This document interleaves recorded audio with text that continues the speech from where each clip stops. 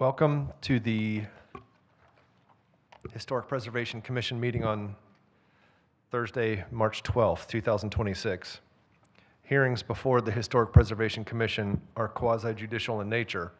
This is a design review process to determine if the proposed project is congruous with the special character of the historic district or landmark. Decisions of the commission are based on the record of these proceedings, the Wilmington Design Standards for Historic Districts and Landmarks, and the Secretary of Interior Standards for Rehabilitation. Evidence submitted to the commission for review becomes part of the record. Appeals of commission decisions are made to the Wilmington Board of Adjustment and then to the Superior Court and are based on the record. Appeals must be filed within 30 days of the date of the commission's action, and evidence is received during the evidentiary hearing portion of an agenda item. For those who want to address the commission, you'll be sworn as witnesses to present the material and substantial evidence to the commission. The chair recognizes those who want to submit such evidence during the evidentiary hearing. Evidence should be directed to the commission. To ensure that evidence is properly recorded, please come to the podium to address the commission, state your name and address, and speak clearly. Members of the Historic Preservation Commission are appointed by the City Council and serve at its discretion. Our responsibility is to protect and preserve properties within the city's designated historic districts. We adhere to the Wilmington Design Standards for Historic Districts and Landmarks, as well as applicable North Carolina state law to assess whether exterior changes align with the unique character of the city's historic districts. It is important that we deliberate the merits of each request in a manner that provides a record of the basis for our decisions. And please remember that our deliberations should center on how a project meets the design standards and whether the proposed change is congruous or not. Commissioners, if you have received or been made aware of any outside evidence related to any of the matters, please recuse yourself. And if you would also turn off, everyone in the audience, please turn off or set your cell phones to silent mode. Thank you for that. I'd like to introduce staff. Gina Essie is our Assistant City Attorney. Brian Chambers, I don't think is here. Brian is the Assistant Planning Director. Ben Riggle, Historic Preservation Planning Manager. Alden Finholm, who's the Historic Preservation Planner. And Amy Bradshaw, to my right, is our Planning Coordinator. And if I could have the commissioners introduce themselves over here. Beth Rutledge. Allie Watts. Joan Keston. I'm Christopher Yermel. Ashley Wilson. Stephen Sulky. Ross Tomaselli. And if staff will please now swear in any witnesses who wish to speak this evening. If I could have all staff, applicants, and members of the public who wish to speak tonight, please stand up and raise your right hand.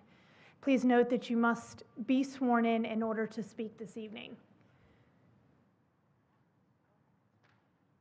Do you swear that the testimony you're about to give is the truth, the whole truth, and nothing but the truth? Thank you. I'd like to seek approval or if any amendments are needed for minutes from the last meeting in February. If not, if someone would like to make a motion, please. Motion to approve minutes. Is there a second? Second. All in favor? Aye. That passes unanimously. Items for the evidentiary hearing. We're gonna skip from what would have been agenda item number 7 at 230 McRae Street. We have require a administrative continuance, and I would like to ask if there might be anyone that is here in the audience that would like to speak to that item tonight. Okay, good. So I think the cleanest way, as we discussed earlier, is if we just get a motion to continue this to the April 9th, 2026 meeting. If someone can make a motion. Motion to continue till April 9th meeting. Is there a second? Second. All in favor? Aye. Passes unanimously. So now we'll go back to item number 1, 218 North 17th Street. Alden, please. Hello. Hearing 1 is for the proposed construction of a garage in the northeast corner of the property of 218 North 17th Street. The subject property is a contributing resource to the Carolina Heights Historic District overlay. Only that which can be seen from the public right-of-way, excluding alleys, is subject to review. The subject property is located on the east side of North 17th Street, one parcel south of the intersection of Grace and North 17th Street. The following property Its description is adapted from the Carolina Heights Historic District National Register of Historic Places report. Lee Greer House, neoclassical revival influenced bungalow with shingle siding, hipped roof, and 4 hipped roof dormers. With east side 3/1 sash window in the front dormer, side hall entrance with triple 1/1 sash windows. The north entrance archive trim around a door, windows, and attached hip roof in the front porch, supported by Tuscan columns with an interior chimney. Here's an example view from the public right-of-way looking east from on the north side facade. And then here is also a example view from public right-of-way looking east with a close-up. Staff notes that it'll be in the rear, and there will be a garage that is currently in view for reference of the total height of the proposed construction of the garage. Again, the construction of the garage location will be in the rear northeast corner of the property, adjacent to the alleyway. The garage dimension will be 12 feet width, 16 feet depth, and 12 feet high on a concrete slabbed base, with LP Smart side lap siding painted to match the house with a 6-inch reveal. The roof pitch will be 5 to 12 and have architectural shingles. Here's an example of the proposed garage and the example of the proposed placements. If approved, staff recommends the following conditions. The proposed siding and trim shall be compatible with the existing house color, scale, proportion, and design. No mature trees or historic landscaping shall be removed because of this proposed project. All construction shall comply with code and land regulations, and all required permits shall be obtained.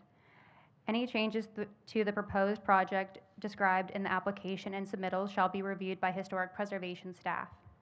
Staff would like to enter in the presentation and report on record for tonight's proceedings. Are there any questions? Can you just go back to the picture of the garage that wasn't in our packet? Okay, thank you. Of course.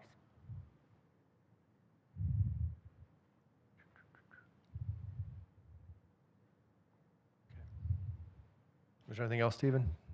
Okay. Um, Any other questions? No? Okay, thank you. Yeah, thank you. The applicant would like to come forward and answer any questions or add anything to this item? Is that you? Would you like to go? You don't? I have nothing. You don't need to? Did we have any questions of this applicant? No? Anyone? No? No. Okay. Thank you. Just want to see a picture. Yep. Are there anyone in the audience who would like to come forward to speak in favor or against? Seeing none, we will close the evidentiary portion and move to commissioner deliberation. Would anyone like to comment or else make a motion?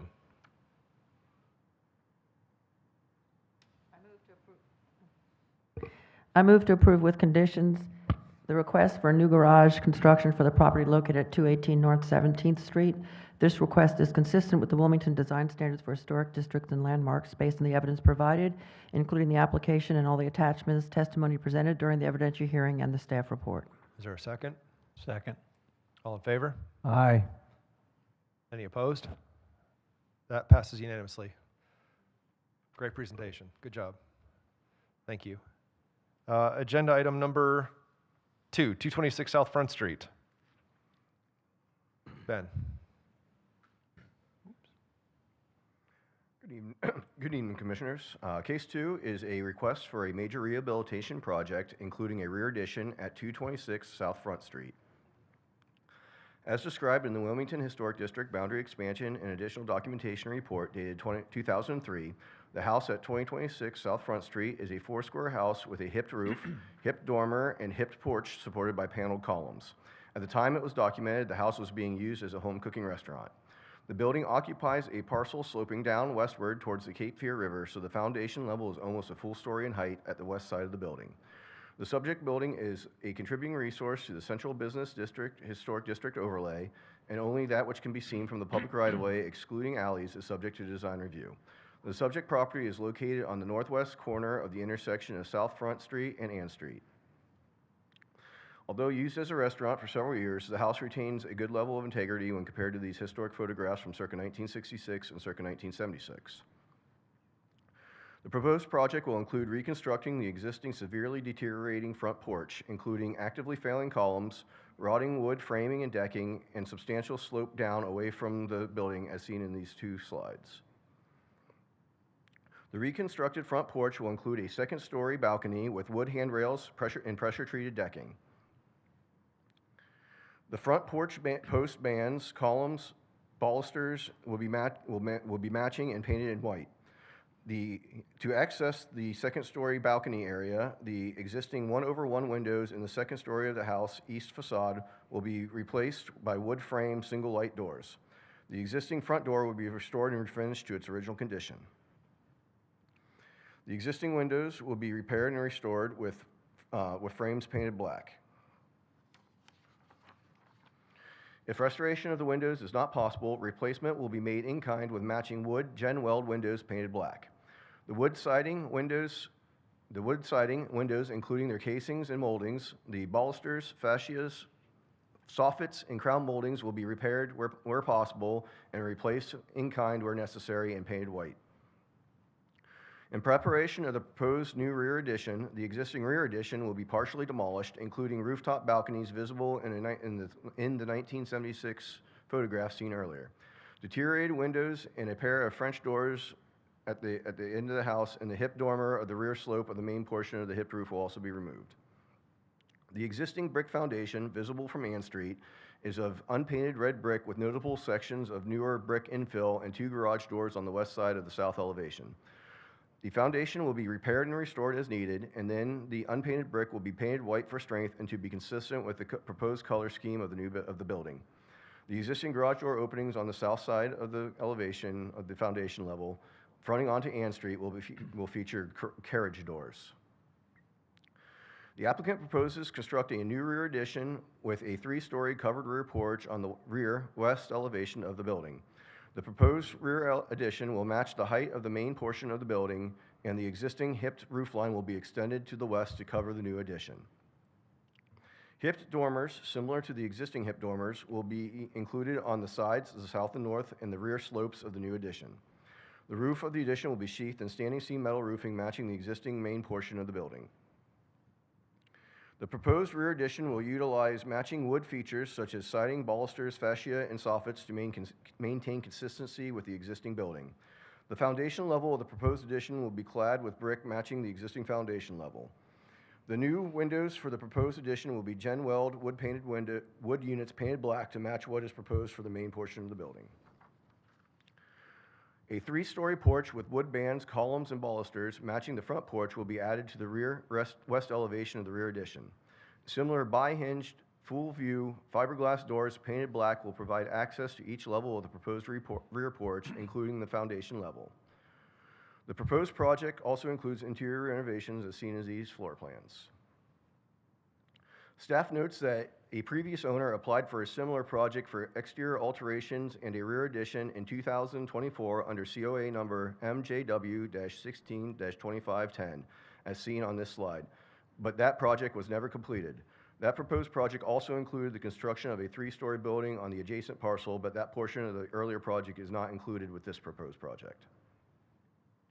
If approved, staff recommends the following conditions. All standing seam metal roofing shall be flat channeled with no striations. All window glazing shall be clear with no tint. Any materials deteriorated past the point of repair shall be replaced in kind with matching material. No mature trees or historic landscaping shall be removed as a result of the proposed project. All materials removed as a result of the proposed project shall be disposed of properly. All structures shall comply with code and any changes shall be reviewed.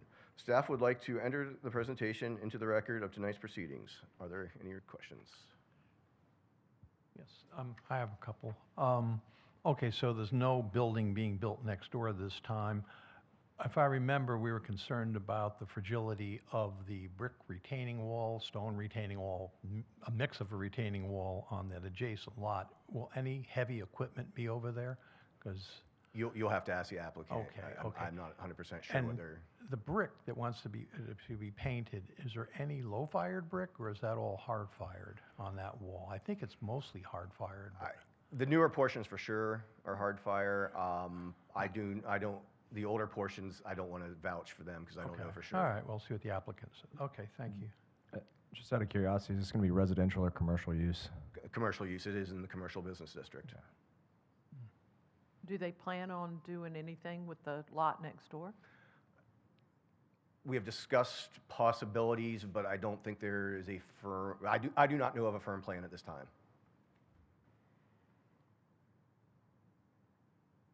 And Ben, I'm sorry for not knowing this. I don't Sorry. see it highlighted in my notes. Is the roof being replaced? No, I know the- there's an addition, and obviously that's going to get a new roof, but are they proposing to replace the roof? I don't think so. I might have overlooked, I don't think so. I don't Okay. recall seeing, now I'm second guessing myself. Because I see in some of the elevations, renderings, that it looks like a My new roof that's understanding was it black. was just going to continue, the existing roof was going to stay, and they're just going to continue it onto the addition, making it the same, but Okay. the original roof would stay. I'm not sure if they're planning on coating it or what the treatment of that will be. Okay. Ben, what about parking? I am worried about the design review. Right. Is there a curb cut next to the house? No. Doors are no. Okay. Correct me if I'm wrong, but there's no parking requirements in the CBD. Right. As far as I'm aware. Right, correct. Thank you. Any other questions? No? Okay, thank you.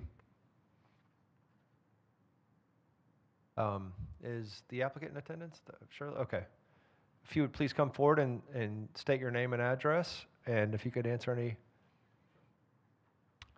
questions we may have, or if you wanted to bring anything else to our attention based on some of the questions we just asked, that might be the most expedient thing to do. As far I'm as sorry, your name and address though first? Brooks Addis, Okay. Addis Construction, Address? 417 Robert E. Lee Drive. Okay. The one question was with the black roof.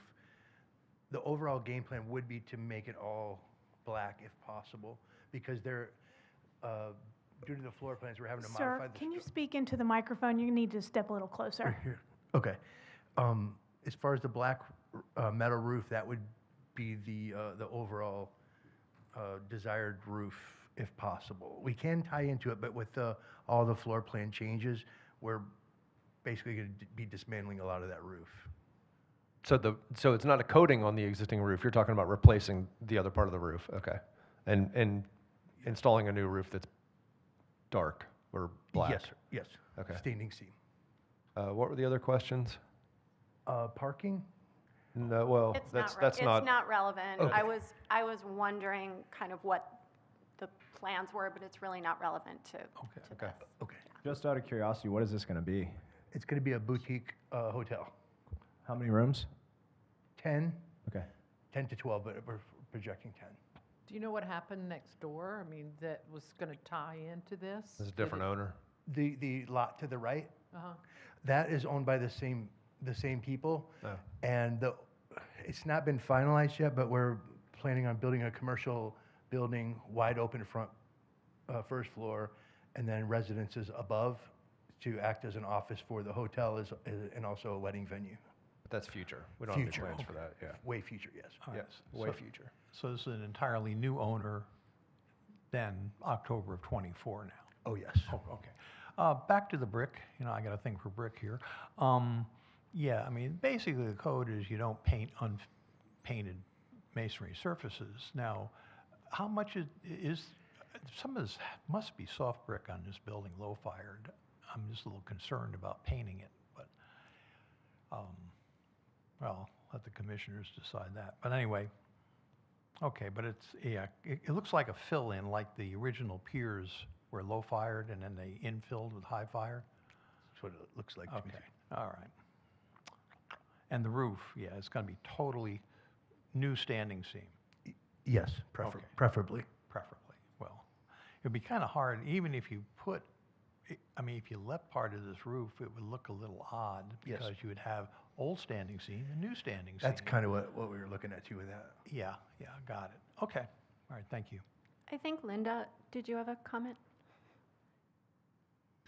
I did, because it was actually based on your question on parking. So the basement level is showing the garage, but your site plan is not showing any curb cuts to access that garage. Is that your intent, to use that space for vehicles? Yes. Okay, so I would say that in that case, a curb cut is going to be required across that right-of-way. If I'm not mistaken, I believe on the previous owner's submittal, I believe he got that approved, Okay. the curb cut. And I think since you're changing it, so I think to clarify, I wanted to clarify for the commission that this would include just one curb cut for both garage bays, Yeah. is what you're proposing based on city standard. Yes, ma'am. Okay, thank you.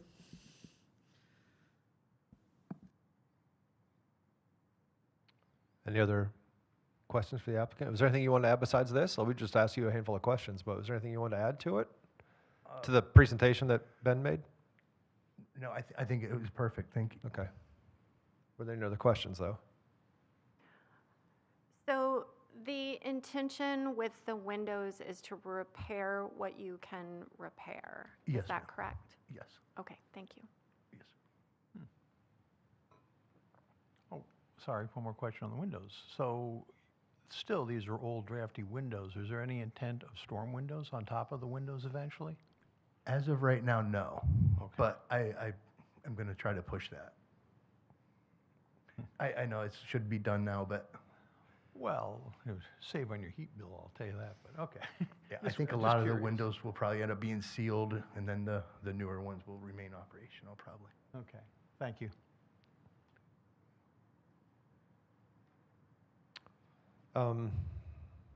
So Stephen's point is valid about painting the old low-fired brick, that brick is really soft, and then you put a latex or some kind of a paint over it, and it traps. It can trap moisture in the brick structure, and eventually efflorescence could occur. So it might be something to consider for us, too, that this is not painted, or if it is painted, that you use some kind of a breathable paint that's appropriate for old masonry, not an off-the-shelf latex, or a block fill, if you will. There's a block fill paint that's really good at filling in mortar joints and making it look smooth, but that kind of stuff is also can cause damage. So maybe, one thing we could do is potentially make it a condition that you use a breathable paint to allow you to actually get that appearance you want, if that was something that the board wanted to consider here, the commission. And we do have an engineer working on that stuff, too. Okay. And it might look good to keep the wood-fired and then paint the in-between. Yeah, Yeah. because it's pretty. Anyway. Yeah. Okay. If you have nothing else and we have nothing else, I think we can, thank you. Yes, we're going to open it up now. If there's anyone in the audience who would like to come forward, if you would like to speak in favor or against, if you just state your name and address and tell us your thoughts, please. My name is Catherine Day Carlson, 305 South Front. I'm neither pro nor against, I just have some questions. What is the square footage increase in the property? Does modern farmhouse match the downtown aesthetic? I think some of the charm is lost in this design. The back porch would be nice on the second floor in the back, so that it's not just a tall apartment building at the edge of the river. So otherwise, yeah, I would love to have that answered. Also, I think that what this owner is doing with the 222 property is totally germane to our discussion today, because the two together will make a major impact on the street. And listen, I'm thrilled that someone's taken on this project. Finally. I'm very happy. And I do worry about the parking, which is already an issue for restaurant owners in the downtown district. Thank you. Thank you. Do I sit down now? Do I wait? Yeah, if you would take your seat, please. I think we can ask the applicant to speak to that. Is there anyone else that'd like to speak in favor or against? Do we see? Okay. If you come forward, if you'd state your name and address, please.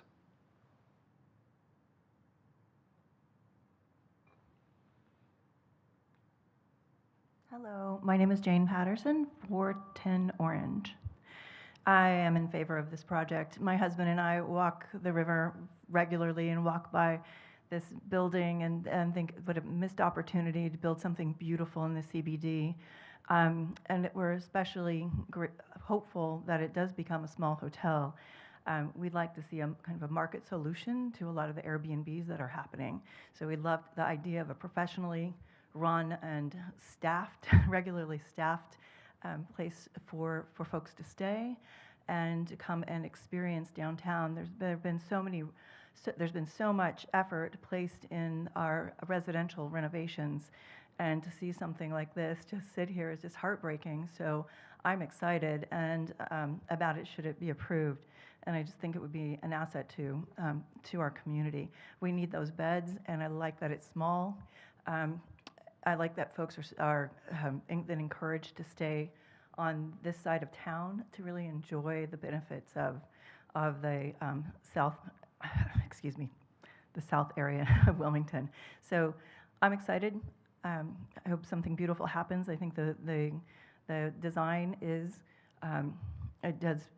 it feels congruent to me. It looks congruent to the downtown area, and I just think it will take this eyesore and missed opportunity and turn it into something of value for our community. Thank you. Is there anyone else that would like to come forward and speak in favor or against or ambivalent, just with some notes? Okay.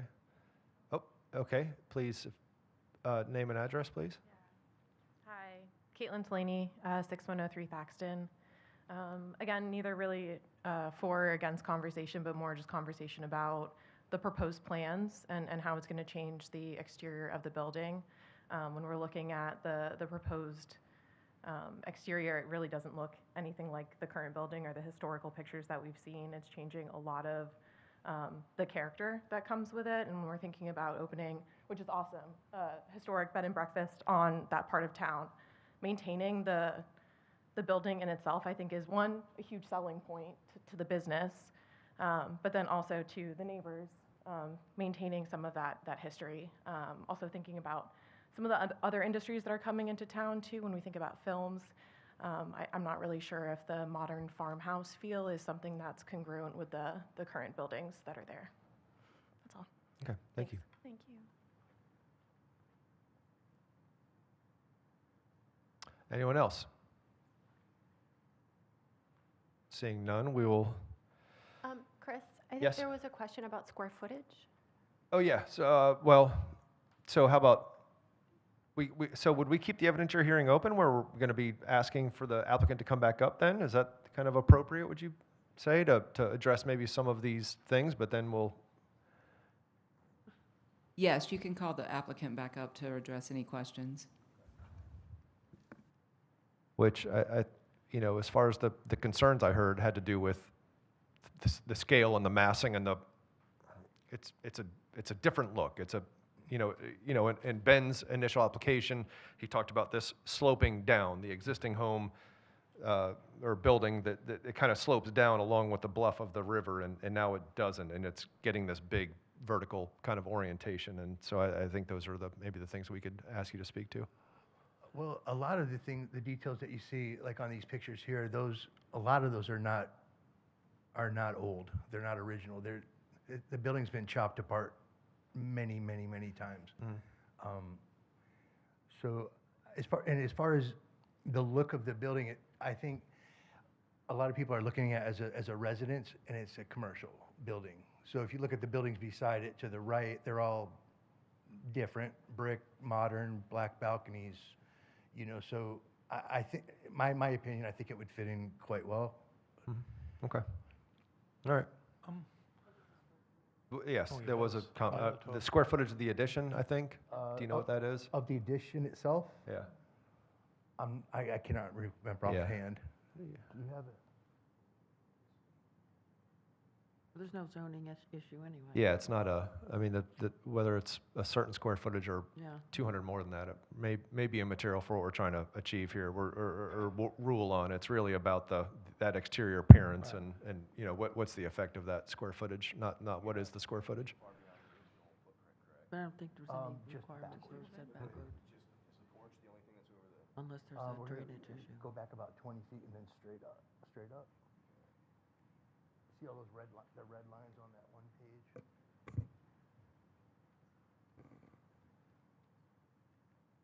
Right there. This is where all the original the original building and walls are. Okay, And so we're just gonna bring it the back. new part will be the top, Yes, red line out. fifth, top 20% or so, beyond that. I apologize, I didn't. So I don't have the exact number off. understood. So the piers and the wall in the middle, the two dashed red lines, that's where the existing stops, and then it grows just that little bit to where those doors project out to the exterior, toward the west. Yes. Okay. Okay. Yeah. So I'm not looking at the pictures of the building in the packet. I'm looking at the design. And to me, it looks like the porch posts have that same design. The columns have the same as the house now. And it even has the dental molding up on the fascia. So I don't see a radical change from what's there now to Not a what radical this change. design is. Okay. Ben, would you mind pulling up for us the picture of the new, there? That's kind Thank of. you. I think the more kind of radical, if we're going to call it that, part of is the front elevation. For me, like removing the porch roof and putting a balcony just kind of changes the look of it. And I feel like the views are kind of the other direction. So what's your thought on that balcony on the front side? Just On to the get, front? Yeah.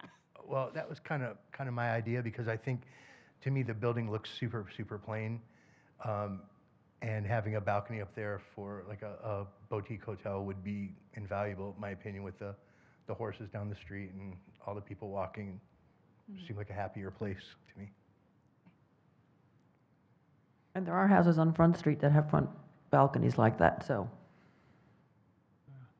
I think one of the, are we deliberating? Are we officially deliberating? Yeah, I think Okay. Mr. Addis, I think we're all set. If, Okay. yeah, no one else in the audience that's gonna, oh, I'm sorry, please come, okay, thank you. If you would please come forward, state your name and address. My name's Alicia Plunkett, my address 315 North 7. I walk by this house all the time, and I was just more curious about the black roof. Do any of the other buildings in that neighborhood have one? To me, that seems like the most standoffish, is that black roof and the black windows. I feel like I haven't seen that in the historic districts at all, and it seems that same modern farmhouse look. That's what I'm more concerned about. Okay. There are a lot of houses that do have the black frame windows, but we don't pass on color any longer. Oh, she was saying roof. We don't on roof either. Well, but a roof We had that this is like before. a 100-year roof, so I feel like it kind of is more relevant than like the color of the siding or the windows, because you can paint those. You're not really going to paint a metal roof. So I feel like it is kind of, it's not, I know we don't rule on color, but I feel like this is maybe a little bit more relevant. to I our agree. deliberation. I agree. My understanding is that it's not that we have to comment or rule about color, but we can. Just to clarify, when you updated your design standards, you took out the requirement for paint colors to be approved. Colors do still apply to kind of permanent elements. To that point of paint can change every couple of years, but windows, roofs, et cetera, there are color standards that still apply for those features. So I'm sorry, I'm confused by that. The wood windows, so these are all wood windows, which means they could be painted again. You can paint the wood windows easily to make them a different color. The roof is a whole nother matter. You're not going to go and paint a black roof any other color readily or Correct. easily or inexpensively. Correct, for which sure. is why you retain control over color of features. Not you just don't rule on paint anymore. We took the paint color out of your standards. Color remains in for features themselves. Like the exterior walls, you mean? Like exterior walls, or again, but painting, trim, paint, like anything that is painted we took out the HPC review and the minor review of paint colors, but the standards remain, and we can pull those up for you for features. Okay, thank you. Is there anyone else that would like to? Going once, please. Going twice, okay. So just among us. So we're going to Oh. close that and move to commissioner deliberation. I'm just So, curious about, the can black roof is. Can we hear, Joan was teeing off on a thought, and we'll get to you, Stephen. So do we think that a silver roof would be better than the black in terms of being congruous? In terms Pull of things one by congruity, one, actually, so that might be one to start with. So it wouldn't have that bold Right, and I think one of the things that neighbors are responding to, and I also just want to thank so many neighbors for coming and voicing their opinions. It's so important. It's a great way to steward our historic district. So thank you for that. I think one of the things that folks are saying about the modern farmhouse is that modern farmhouse, we all know it's cream and black. So if we might be dating something or making it on trend by having a black roof, or if we have a silver roof, it's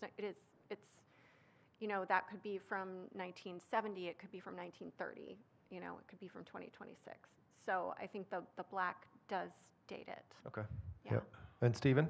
Well, it's just too, I mean, I have a coated roof, and I went from like a battleship gray to a dove gray, and I can tell you that it dropped the temperature in my attic by 10 degrees. I mean, this is going to be awful hot. And I don't know if they thought about the thermodynamics of a black roof on this building, but, I mean. Aside from the thermodynamics, how do you feel about the color? This It's just screaming out, I'm here, I'm a big roof, Yeah. colored black downtown on Front Street. I think that's one of the main things that scares the homeowners around it, is that it's so out there. And then, you've got the sliding glass doors in the back, and I mean, you can, if they're wood or whatever, you can repaint them at some point, but it is, well, how about a light gray roof? I mean, something not. yeah, light gray to match what Can is. the applicant, I mean, is this possible here? Can we hear from you again? Well, here, let's, we may have a few other items, but, Okay. Mr. Brooks, before you come up, let's, Yeah. there might be a few other items, but that's Okay. one item, as we can talk about color for a minute. Was there anything else about this that we wanted to comment on, aside from color of the roof and potentially color of the windows and doors? I think when we're talking about the design, is you kind of mentioned like the balcony and changing the balcony and like putting the doors on there. It does, alter this property fairly significantly. I think that one of the challenges in considering the evidence for me was trying to look at this as not as more of an adaptive reuse project, because it was a house and now it's becoming something else, and it is evolving. But it was a restaurant at one point, right? Right. So- It's been for commercial for a sure. while, Yeah, I but think originally a home. The exterior, they've always tried to have look like a house. And I also think that third porch in the back is what makes the difference.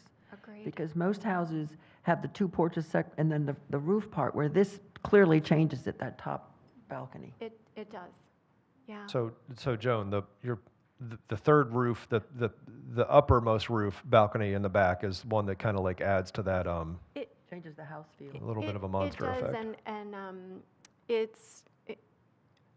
it's not something that you frequently see in the district. I can't personally recall seeing a three-story like this. The other thing is that I think, if I'm kind of interpreting what some of the neighbors are saying, is maybe not looking like it belongs in the historic district. It looks very much like it might be like from the back, like a house at Wrightsville Beach, because we've got all those 3 levels. Maybe if we were a little bit more sensitive to the number of balconies, it might seem a little more congruous. Mm-hmm. Okay. Anyone else want to make any other thing that either something we've already discussed or anything new besides these things already discussed? Anything else to think about with this? Anyone?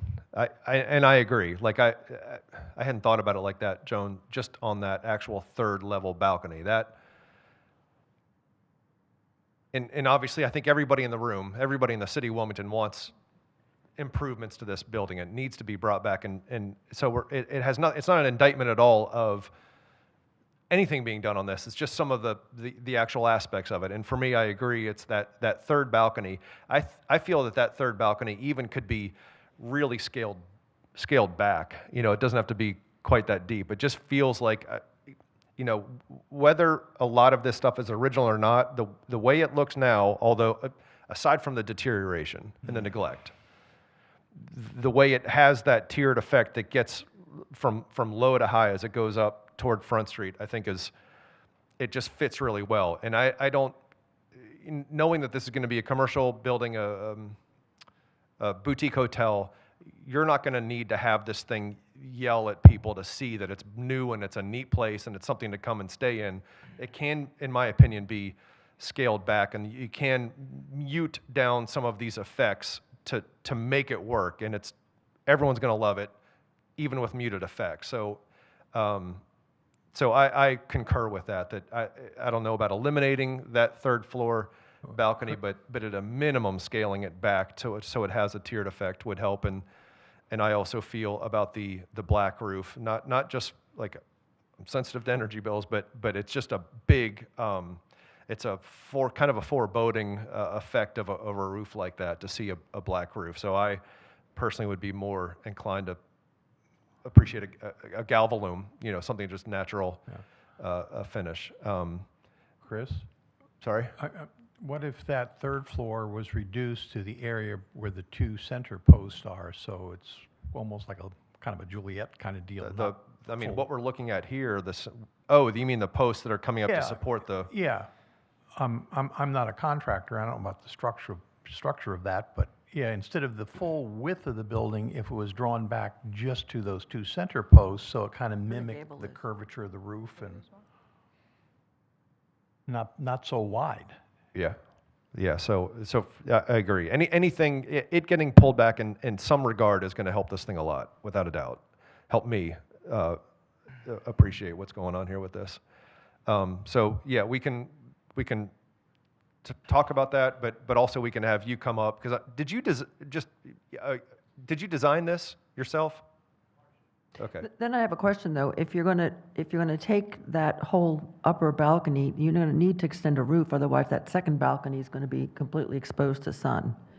So you might want to bring the roof down somehow, do something there, and then, or either what Stephen said, have just a little balcony where those two top doors are. But you're gonna need to think about what you're gonna do for the roof of the second balcony if you take that third one completely out. Yeah, facing west, the sun's going to be an issue 12 months of the year. Or rain, kind of thing. Yeah, no matter what. Just a thought. But that's a design thing, not for us to, Yeah. I just think the third balcony changes the whole feel of it. I have a question for Yeah. legal. If tonight we decide that if it's acceptable with other conditions, that the third floor balcony is scaled back and some kind of a small roof is put over the second floor balcony, can that amount of the design be approved by a bypass, or would they have to return?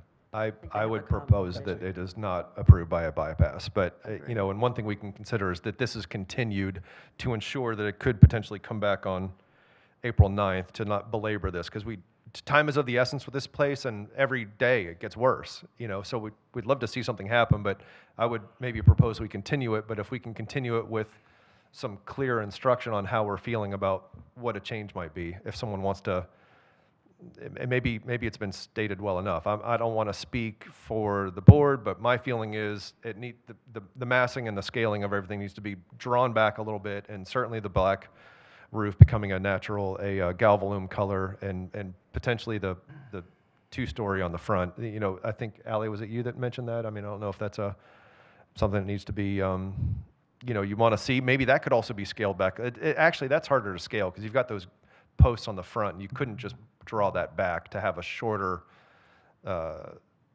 second floor on the east elevation. So I don't know if it's either there or not there, probably. From a legal standpoint, what purview do we have over roof color? We have purview. We do. We do.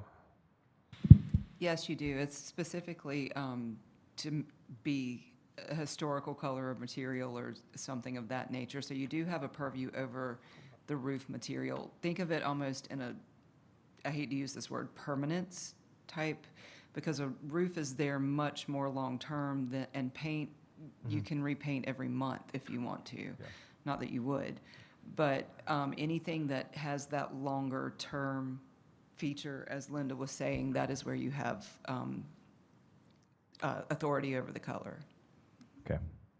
And just, I was going to say, just for further clarification, on page 5 of your case summary, section 3.1 is the general building standards for roofs, and standard 2 and standard 7 both address color. Okay. One thing I'll say from a scaling standpoint, massing, I think it's important that we work with the applicant on this, because at some point, you know, the project, if we scale it back too far, if we lose too many rooms, then it's just not feasible, and then the project just doesn't happen, and it just sits there, and nothing happens with this. This isn't a residence that's just a labor of love that they're just going to pour money into. The numbers have to make sense. So while I would like to see it scaled back some, if we can do it in a way that they still keep their room count, I think that's Yeah, important. I don't think anyone's suggesting.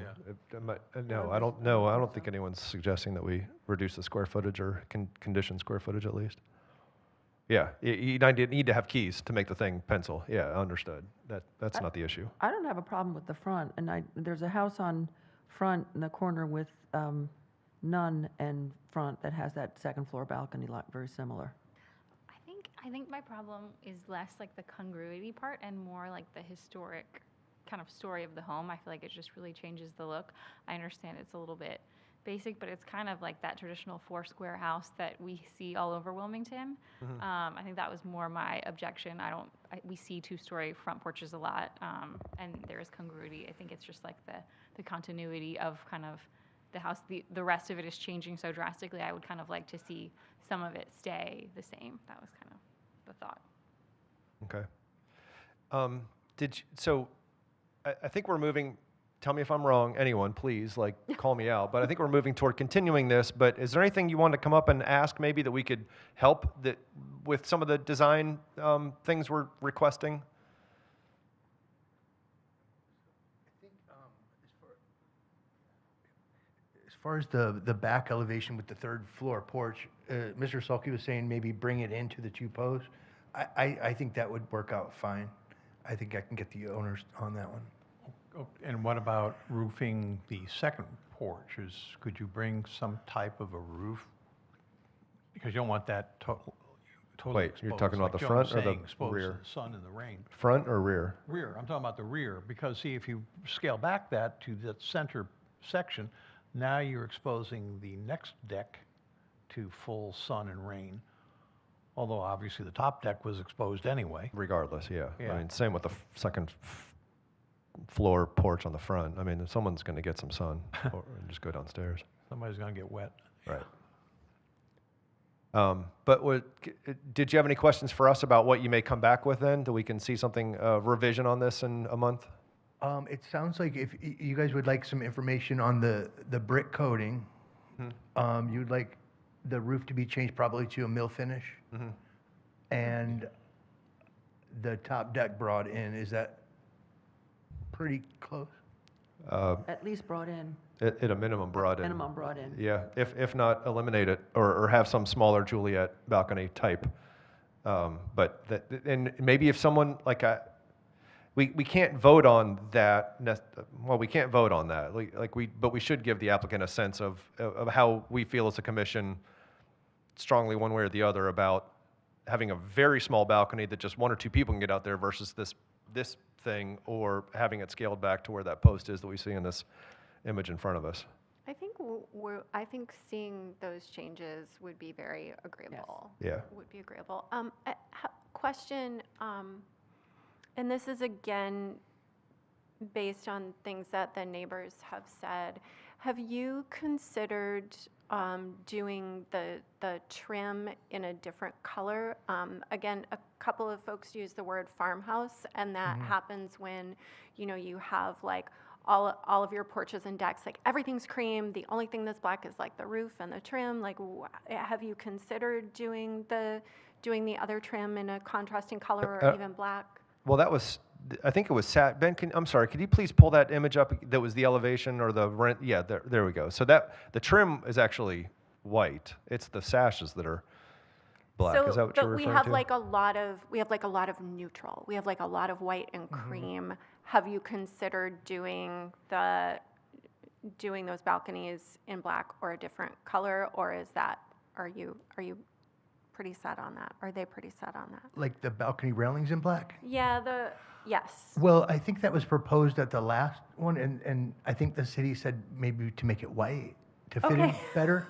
Well, I Yeah. think that was when the previous owner. Okay. Yeah, I think it's I remember white reading here. I mean, it's shown in, the balustrade's shown in white. Yeah. But the owner is an interior designer, so I haven't really told her about color, talk to her about colors. Oh, I hear that, yeah. But And just a question about what you had considered, and obviously that's not, we can't, they can do whatever they like, so, in that regard. are you thinking of like this picture with the black trim or black corners? I mean, it wouldn't, Trim and the railings, black and that. yeah. Just typically, the homes in the district have more contrast on, the porches and the railings, and having the neutral palette with black is. So that would be better then. Well, no, you do whatever you want. Okay. Okay. Yeah, I was saying that I thought that was what some of the neighbors were responding to with the farmhouse thing, is that neutral and the. So if we can go back again, this is a little bit on the irrelevant side. Yeah, this one. Yeah, okay. So I think we're talking about scaling that thing back. Maybe if we could see a couple of versions, because the visuals help us a lot. Okay. There's kind of everything, but a version where it's, over that, so on the west elevation, the third floor balcony, if that were brought back to the post, if not brought back a little bit farther than that, and then the different color roof, and I think the windows, I don't know if that's black or white or something, but it might be what we're talking about. So we're thinking about having you come back with that in a month. Sounds perfect. Reasonable, okay. Yes. Would someone like to make a motion then to continue this until April 9th, 2026? I motion to continue the request for a major renovation project to our next meeting, which is Thursday, April 9th, 2026. Is there a second? Second. All in favor? Aye. Aye. That passes unanimously. Thank you very much. 3 seconds. We do appreciate the effort here. Thank you. Item 3, 1822 Chestnut Street, Alden.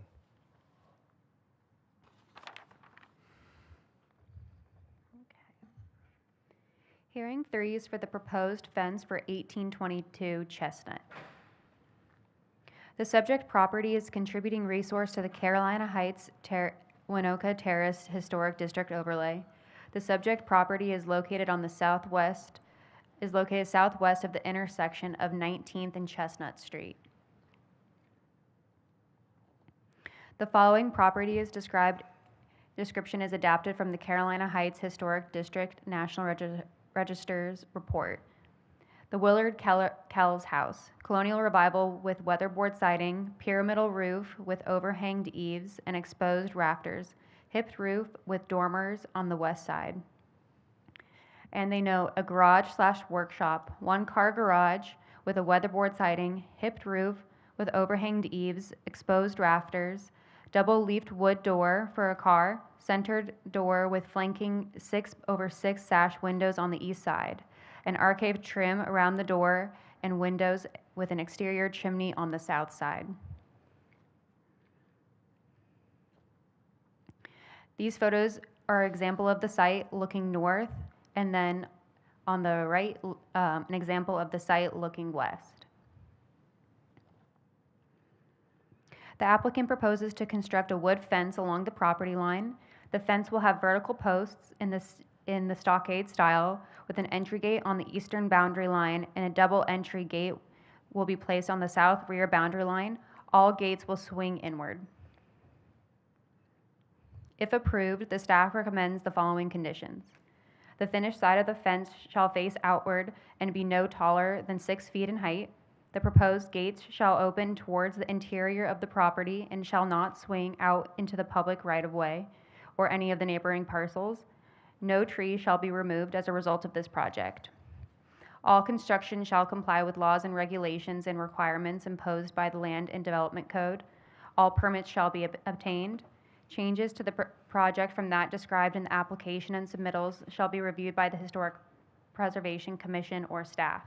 Staff would like to enter this presentation and report on the records of tonight's proceedings. Are there any questions? Is this 6 feet and all of it? Yeah. All the new fencing? It doesn't step All down? the way or- around? 6 feet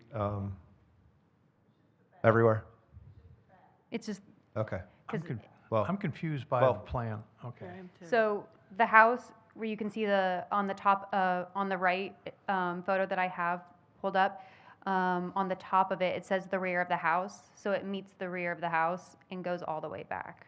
So if I was to go to looking at the example of the site looking west, it would start at these trees and move all the way towards. It's down here in the foreground Okay. of the South. photograph on the All right.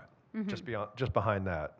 So Correct. 6 feet all the way from Chestnut Street along 19th, I think this is, right? And Yes. then it turns down the alley as well? Correct. As far as you know? Encompassing the one-car garage that you see. Okay. But nothing in the front yard? Correct. Okay. I was confused. It looked like you were making Fort Apache here, so I was like, okay. Okay. Thank you. Any other questions? Okay, thank you. Of course. If the applicant would like to come forward, please, and add any clarification or answer questions, please? It's a two-car garage, by the way. Okay, would you like to, can you come forward, please, and name and address and answer any questions or provide some clarification? Denise Worst, I live at 1816 Gray Street. Ma'am, I'm sorry, you need to speak into the microphone. Denise Worst, 1816 Gray Street. It was a two-car garage at one time, and since then it was the Peter Pan School. So there's only one bay technically left at this point. Okay. But that's not getting changed. Just an FYI, it was a two-car garage. Okay. But Well, yeah. in the 60s, I don't know if anybody was here, it was a school. It was a school. Okay. The chalkboard's still inside it. It was a Interesting. school. The house, I'm sorry, curious? No, the Just garage. the garage was a school Yes, in the 60s? so the one bay was taken out, Uh-huh, and a fireplace was put in there to heat the school. okay. But that's not getting changed. Okay, so is this fence on two, is this your home? I live on the next block. This is my rental property. Okay, I see. So, are you proposing, I still am having trouble with it, are you proposing new fencing on 3 sides of your property or 3 sides. 3 sides? Not covering the alley? Not along the alley, behind The you? alley and the sides to the 3. back of the house, but not beyond the house. They're just Okay. fencing in the backyard. Just the backyard, Okay. Okay, Just along Corners North of 19th Street in the Street. alley. got it. yes. And there is a section going from the back corner of the house to the new fence to fill it in, so it's just not wide open, or is there? I'm sorry? Okay, so the fence is going along the alley, which is the far back, and then it's Correct. each side to the rear of the house. Will there be a segment from the fence to the back corner of the house so nobody can sneak through? Yes. Yes.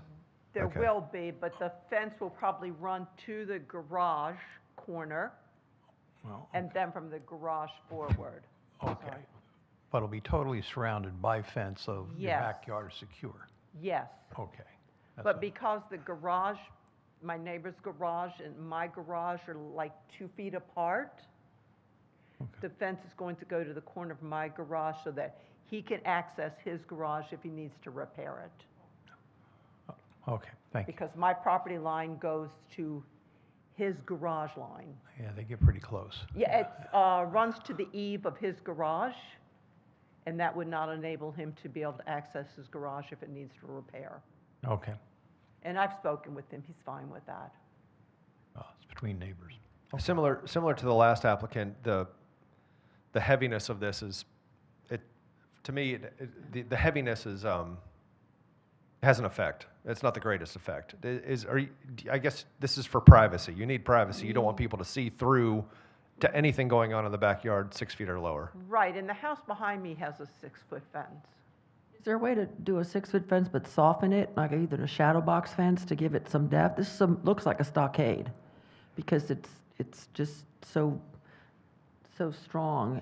If there's a way to soften a little bit, 'cause I can appreciate having the fence, but Yeah. a shadow box or something that's has a little more depth to it that cuts that severity of it. I could do a shadow box, The thought. I mean, Okay, yeah. if that's what you need. or Yeah, it's a something. little different. The house behind me has a stockade half of the way behind me, and then a shadow box on 19th Street. I think one of the things that's challenging is because it is a corner lot, there's just it's taking up a lot of sight line with something that's, pretty large. So, It does look like it's guarding a fort to me. have you considered a lower fence? No. Okay. Could you get your mind wrapped around a 5-foot fence? Like, could that help? It could help. I mean, I don't want to speak for everyone again, but it just seems like a lot. It'd be one thing if it was a different style of fence, but that it's not a different style of fence. Having it at 6 feet, maybe there's a lower height that would be. Well, if I do shadow box, I'll do 5.5.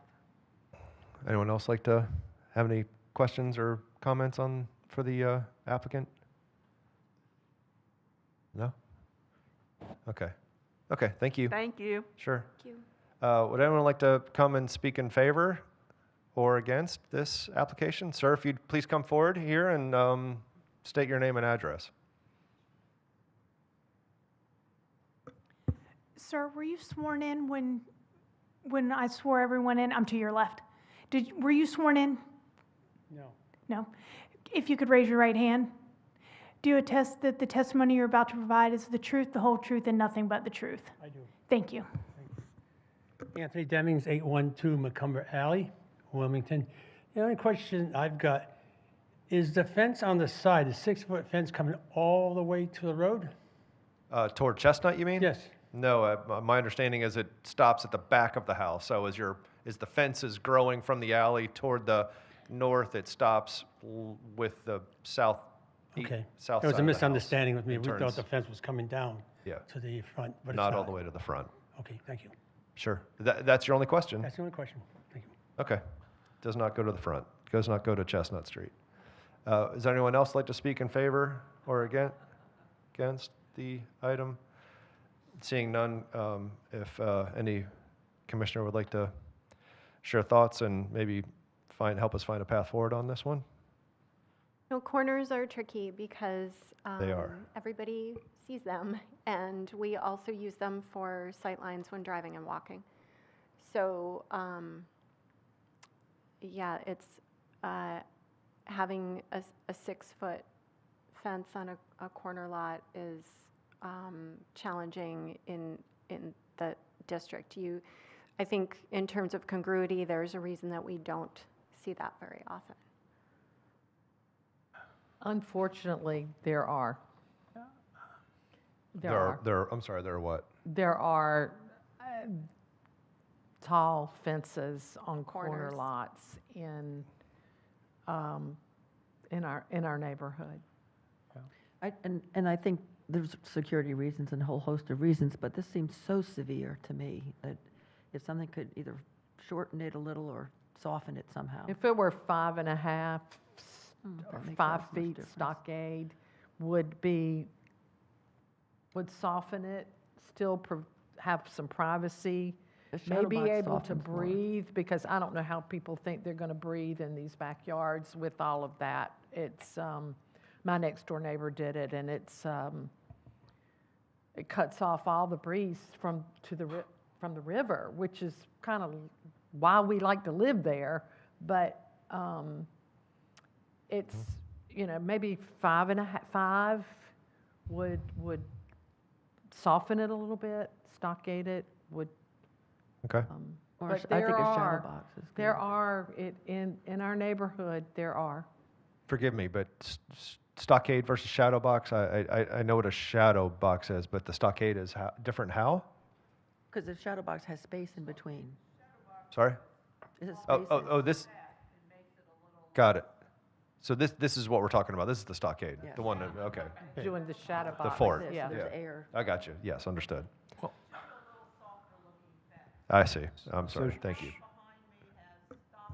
Ma'am, I'm sorry, you can't speak from the audience. You have to be at the podium.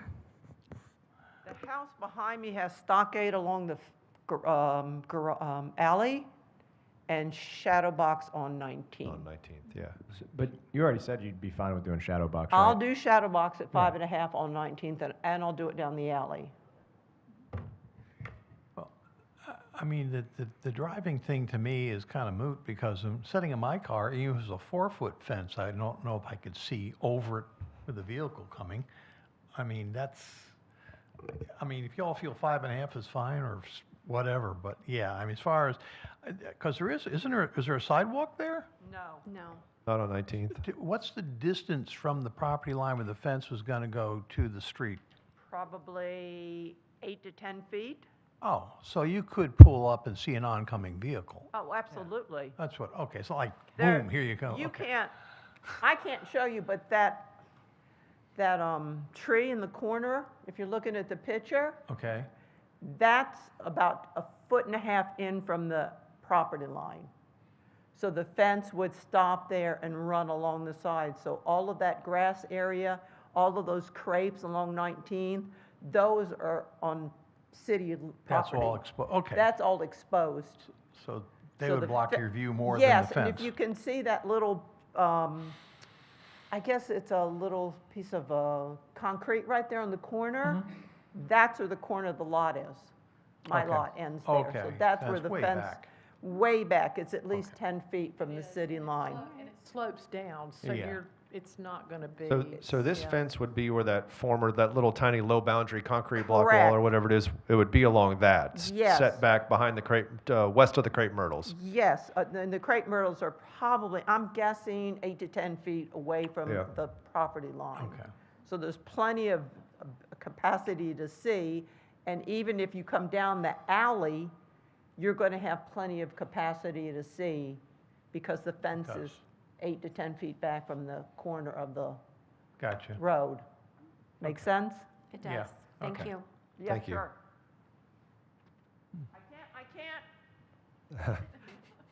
I can't screw with garbage trucks. Yes.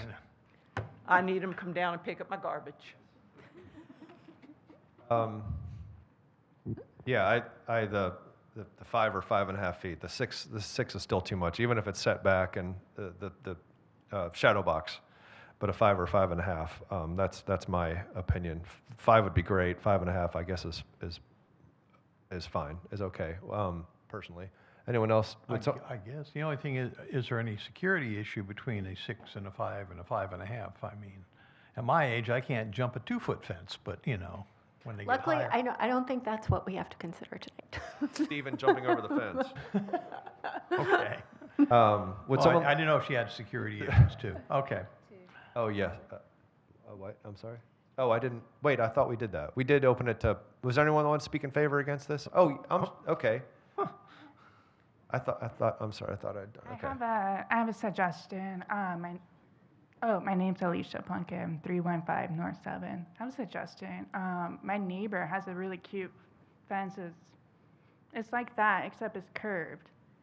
It's got some shape and softness to it, but it is solid. Yeah. You can't see into their yard. I But that see. is really, it's like an arch or something. Is it like 1x6 boards It's 6 feet, but it's got No, like, I mean, the Flats. boards It's are okay. wider than like a no, stockade? it's the same. Really? It's the same, but it's solid, and then it kind of goes Okay. like this. Okay. Just scalloped. Okay. Yeah, like a scalpel. And I thought that was pretty in their yard, so that's a Okay. suggestion. Thank you. Thank you. We will close the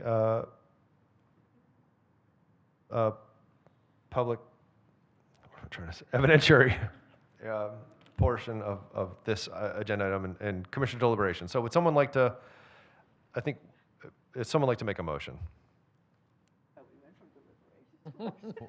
Yeah, I think we've deliberated, and maybe, unless someone else wants to I'll deliberate. try a Yeah. motion. I move to approve with conditions such that the fence will not be 6 feet, it'll be maximum 5.5 feet, preferably 5 feet, and will be softened by being a shadow box fence. The request for a fence on the corner lot at 1822 Chestnut Street. This request is consistent with the Wilmington Design Standards for Historic Districts and Landmarks, based on the evidence provided, including the application and all attachments, testimony presented during the evidentiary hearing, and the staff report. I'm sorry, is there a second? Second. All in favor? Aye. Aye. That passes unanimously. Thank you. Agenda item number 4, 7 South 4th Street, Alden.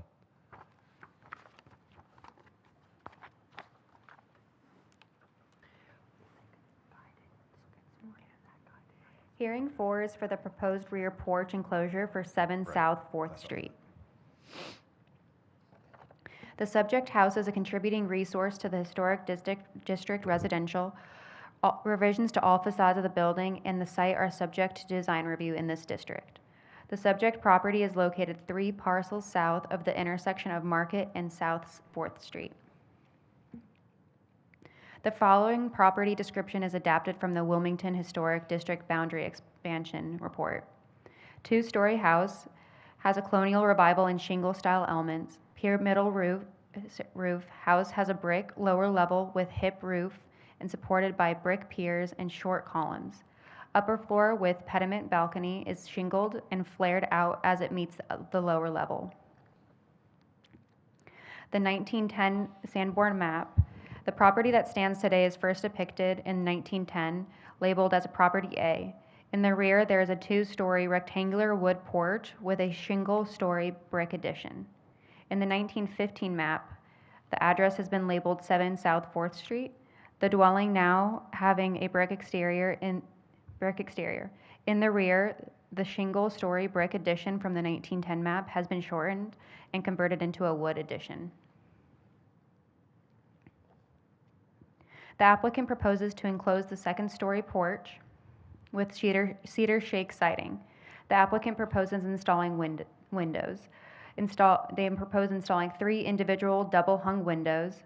Windows will be 16/1 white painted wood windows to match the existing windows in size and style. They will also have tempered glass. Staff notes that the rendering photo shows 12/1 windows. The house currently does have 16/1 windows. The rendering is incorrect, and the new proposed windows will be 16/1, as stated previously. The applicants were intending to use the gelled Wen windows and are now using a wood shop to create their new windows.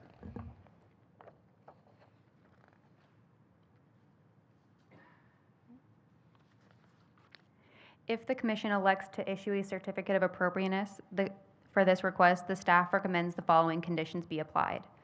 All window glazing shall be clear with no tint. The new exterior wall shall be clad in cedar shake to match the existing siding on the house. No other alterations to this house shall occur as a result of this proposed project. All construction shall comply with laws and regulations imposed by Land Development Code. All work permits shall be obtained. Changes to the project that has been described in the application and submittals shall be reviewed by the Historic Preservation Committee and/or staff. Staff would like to enter the presentation and report on record for tonight's proceedings. Are there any questions? No. Thank you. Thank you. Would the applicant like to come forward, please, and add anything to the presentation or answer questions? And/or answer questions? Good evening. I'm Laura Nasser, and I reside at 7 South 4th Street in Wilmington. Anything to add, or? Nope. Nope? No. Questions, then, for the applicant? Beth, all good?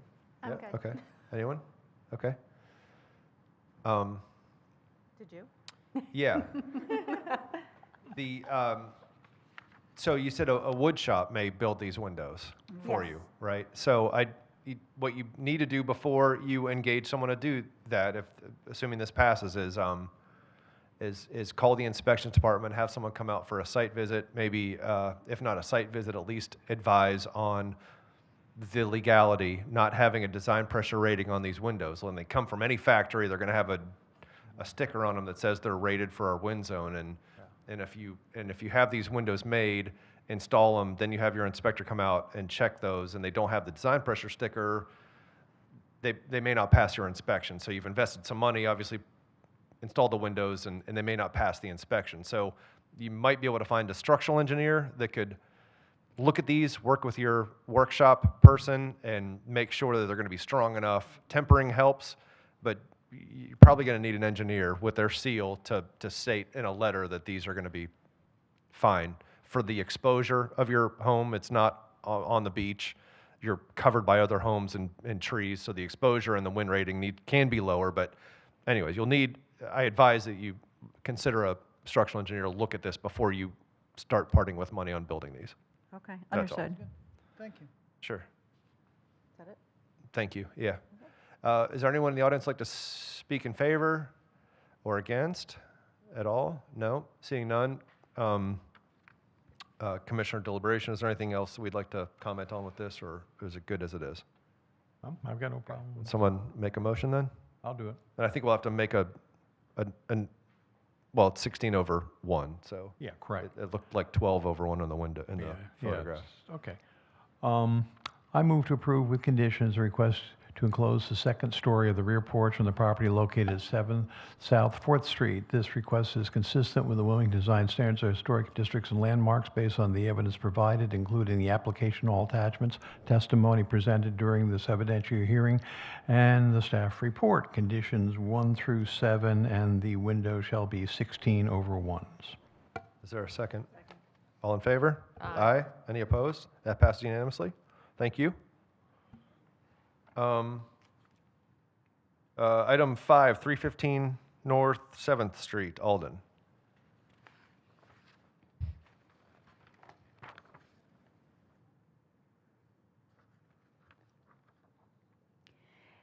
Hearing 5 is for the replacement of the existing concrete stair walkway with brick and replace the existing cracked concrete in the plaza along the right-of-way and adding brick along the street curb for the address of 315 North 7th Street. The subject house is a contributing resource to the Historic District Residential. The subject property is located 2 parcels south of the intersection of 7th and Walnut on the west side.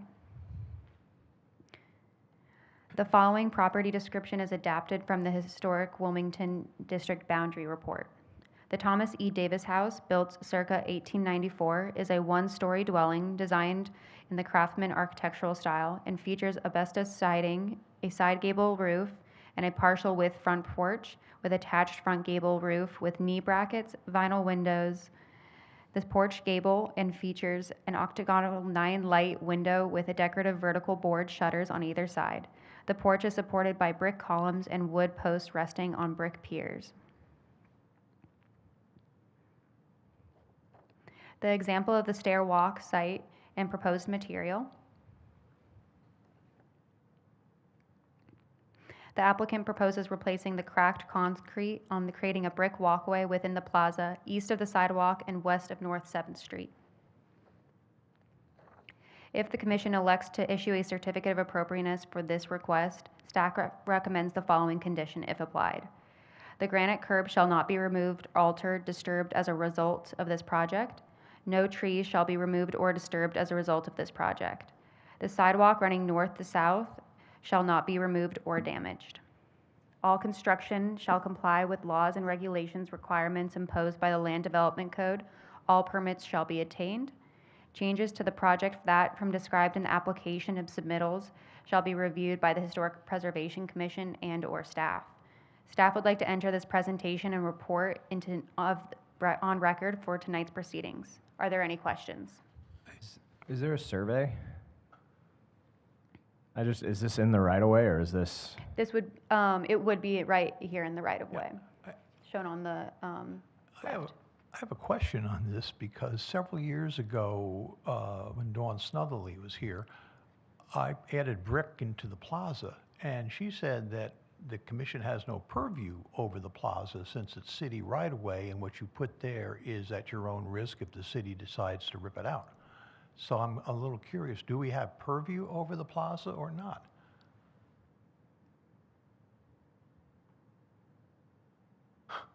Yeah, that's a question. It is brought to you because it is a change of materials. Well, I Yes. understand that. Yeah, I get that Yeah, part. yeah. But I'm just saying, Yes. 'cause I had inquired on this very topic. Yeah, this is not private property. It is not on the lot. This is going to be a tricky answer. So I believe that you have purview over material, the aesthetic. However, whether it can actually be done is out of your purview, and then that would be an encroachment that they would have to deal with through appropriate permitting with the city. Okay. So Does that make sense? to paraphrase, we can approve the materials And what it looks like. and what it looks like. Beyond that, no. That is not an actual approval for whether it can be done. Roger, Roger. Cool. Okay, okay. But would the city have to, if the city can choose not to permit because we've chosen a material that they would prefer not to use? Right now, it's concrete to match the sidewalk. Yeah, So I if we do mean- something like brick, can they override that?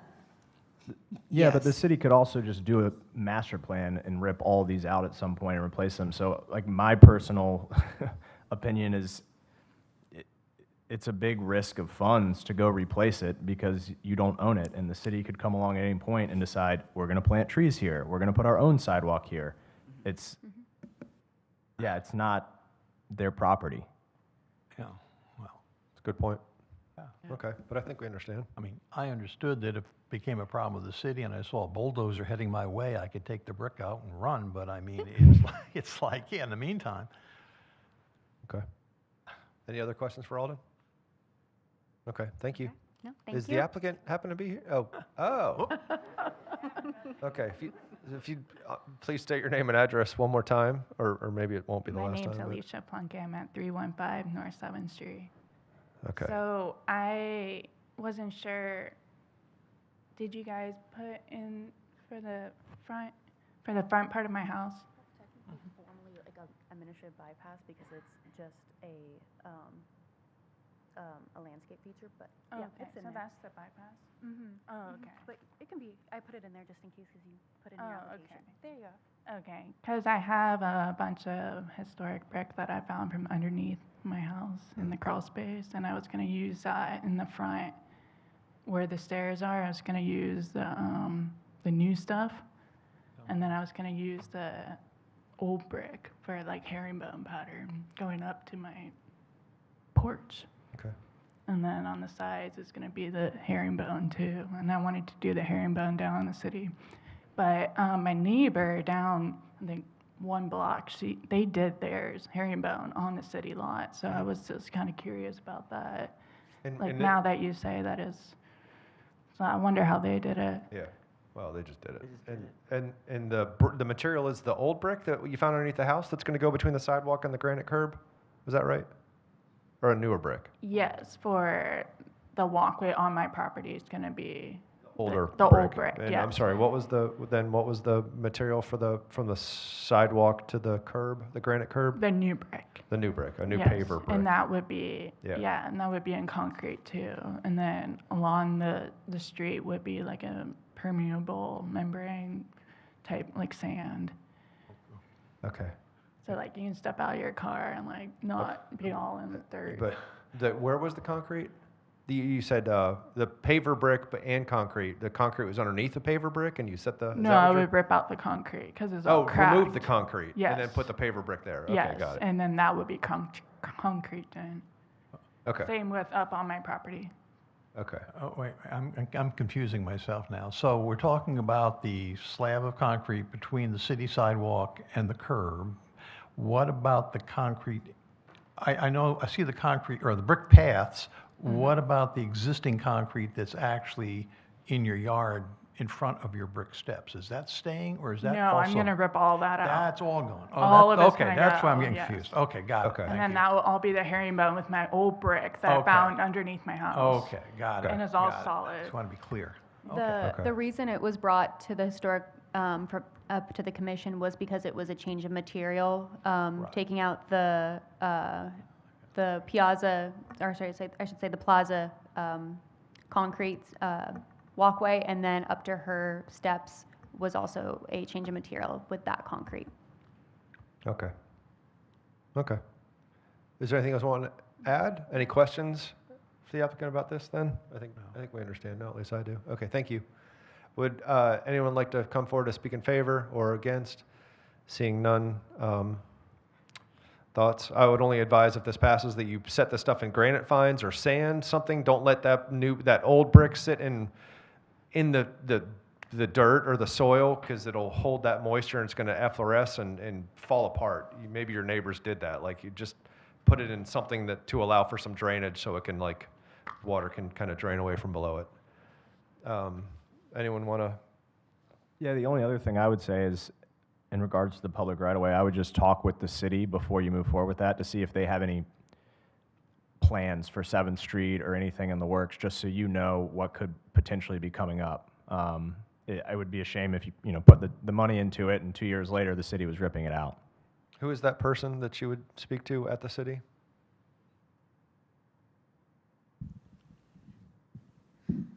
So she's going to need to talk to our staff that issues right-of-way permits and encroachment permits.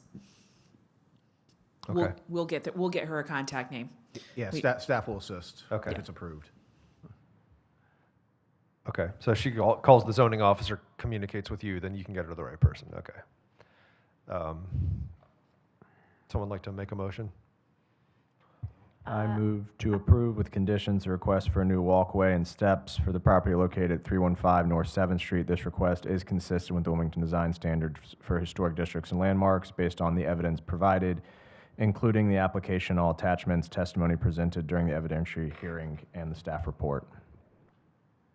Is there a second? Second. Sorry, Stephen?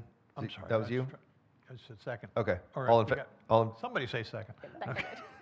Ally seconded that. All in favor? Aye. Aye. Any opposed? That passed unanimously. Agenda item number 6, 312 South 6th Street. Ben.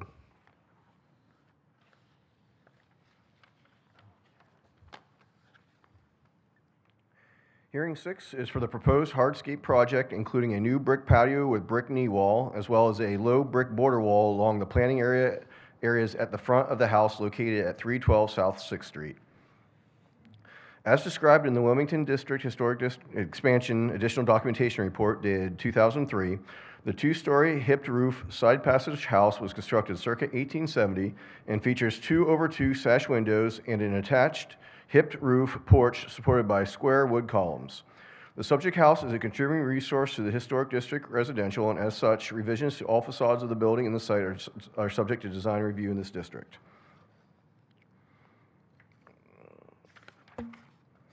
The subject property is located on the west side of South 6th Street, approximately mid-block between its intersections with Ann Street and Nunn Street.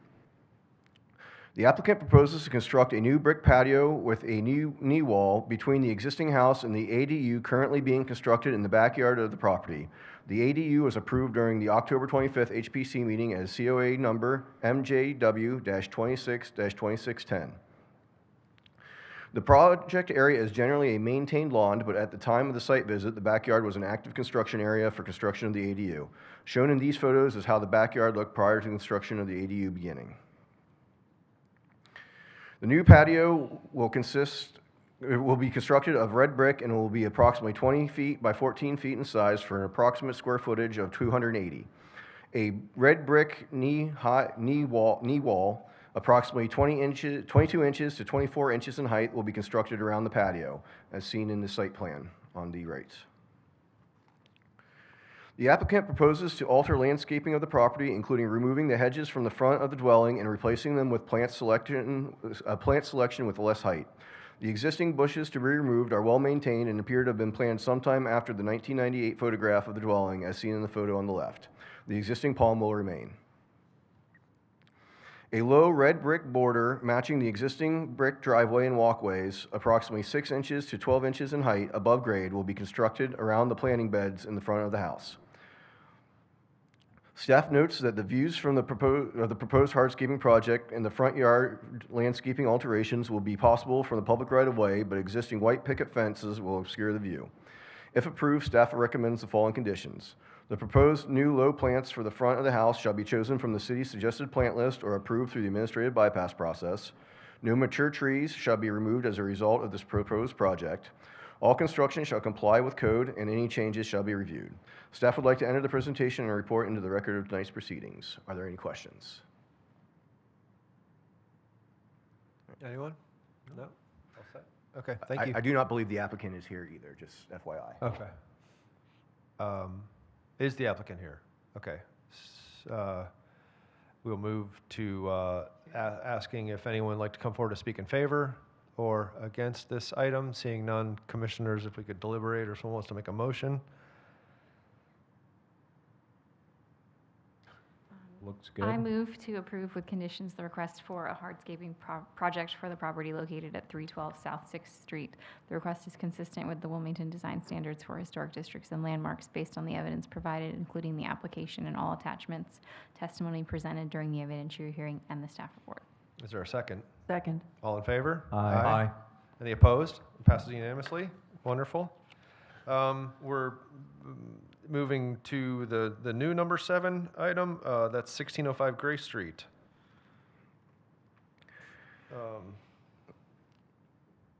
Ben.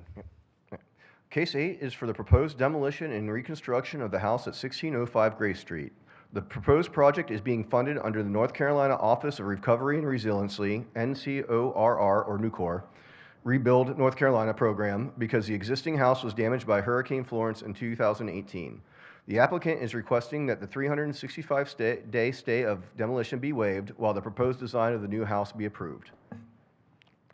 As described in the Carolina Heights Historic District National District report dated 1999, the Richard G. Stokely House, constructed circa 1914, is a 1.5-story bungalow-style dwelling with a gable front highlighted by overhanging eaves and supported brackets. The full facade porch is supported by thin paired Doric columns, and the asphalt shingle cross-gable roof features an interior chimney. The subject house is a contributing resource to the Carolina Heights Winoka Terrace Historic District overlay, so only that which can be seen from public right-of-way, excluding alleys, is subject to design review.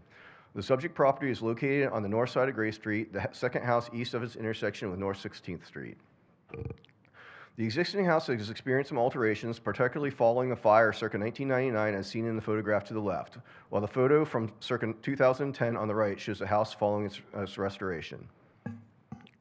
The existing house was inspected on March 30th, 2021 as part of the NUCOR Homeowner Recovery Program, at which time it was determined that the total amount of repairs needed was so extensive that reconstruction of the home was more cost-effective than rehabilitation. Because the Homeowner Recovery Program is committed to serving as many homeowners as possible, it cannot justify undertaking disproportionately costly repairs on individual structures. As a result, the program determined that rehabilitation is not a reasonable option and that reconstruction is the appropriate path forward. Reconstruction offers more predictable, reasonable costs while ensuring a safe, sanitary, and code-compliant home that meets the national objectives of the program. Damage to the existing house includes deteriorated roofing and missing shingles as seen in these two photos. The existing front porch, as seen in the left photo, has suffered some minor deterioration, while the exterior of the window and the front gable end, seen in the photo to the right, shows clear water damage. The maximum amount provided by the program for rehabilitation projects is $20,000, and at the time of damage inspection on March 30th, 2021, rehabilitation of the house to meet code was estimated to cost at least $27,540.05. A detailed explanation of the demolition justification, including the damage inspection and rehabilitation issues to date, is included in Appendix 5 of the HPC packet. Photos showing the foundation and floor system damage can be seen in the two photos on the left of the slide, while the 4 photos on the right show the damage to the roof and ceiling as documented during the demolition justification. Photos showing the condition of the mechanical and electrical systems can be seen on the left of this slide, while detailed images of the exterior and interior wall damage can be seen on the 4 photos to the right. Once demolition of the existing dwelling is completed, the applicant proposes to construct a new 1-story hipped roof dwelling as a replacement. The proposed new house will occupy a footprint approximately 24 feet in width by 45 feet in length for an approximate square footage of 1,080, and resting on a brick veneered concrete foundation. While similar, the new dwelling will occupy a slightly different footprint as seen here. The new house will be clad in hardy plank with max 7-inch horizontal lap siding and will use hardy material for the new trim and fascia as well. The new front door and side doors will be 7-foot by 3-foot fiberglass 6-panel units, while the proposed windows will feature a variety of sized 4/1 vinyl windows. A full facade front porch extending approximately 7 feet under the hipped roof, supported by round fiber cement wrapped over wood simple round columns, will be accessed by brick-clad steps centered on the front south elevation and from the side east elevation. The proposed handrails and balusters will be pressure-treated wood with beveled tops and square balusters. A hipped roof with a 5/12 slope featuring a front gable dormer with small window and lower cross gable section at the front of the dwelling will be sheathed with asphalt shingles.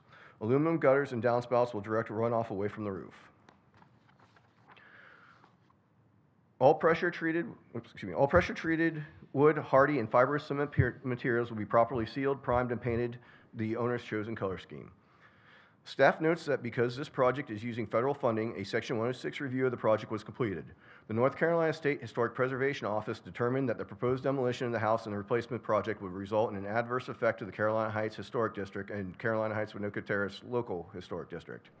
A Memorandum of Agreement, MOA, was developed to mitigate the adverse effect. Mitigation measures include formally documenting the existing house per North Carolina SHPO standards and allowing the North Carolina SHPO to review the proposed design of the new dwelling. In addition, staff have advocated for preservation and rehabilitation instead of demolition and replacement, but the program stipulations require the project to proceed in this manner. The program also stipulates material choices for the proposed replacement dwelling. If approved, staff recommends the following conditions. All demolished materials from the existing house shall be disposed of properly. All window and door glazing shall be clear with no tint. All fibrous cement materials, including siding, trim, fascia, and column exteriors, shall be installed smooth side out with the texture side hidden. All construction shall comply with code, and any changes to the project shall be reviewed. Staff would like to enter this presentation and report into the record of tonight's proceedings. Are there any questions? Does anyone currently live in the house? No. I do believe it's vacant. It's owned, but the owner's not allowed to live there, the way I understand the project. Okay. I have a question. They said that if it were rehabilitation, they would provide up to $20,000. That's according to... The rehabilitation costs $27,000, so it's more economical to tear it down and build a brand-new house? That is the information I've been provided. But that's going to be a lot more than $27,000. I will defer to the applicant on that.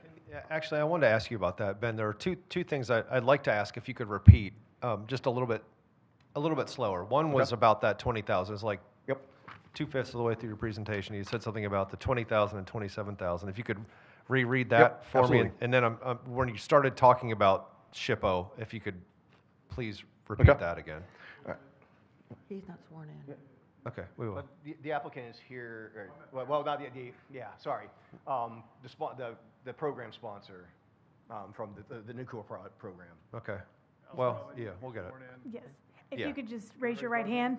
Do you swear that the testimony you're about to give is the truth, the whole truth, and nothing but the truth? I do.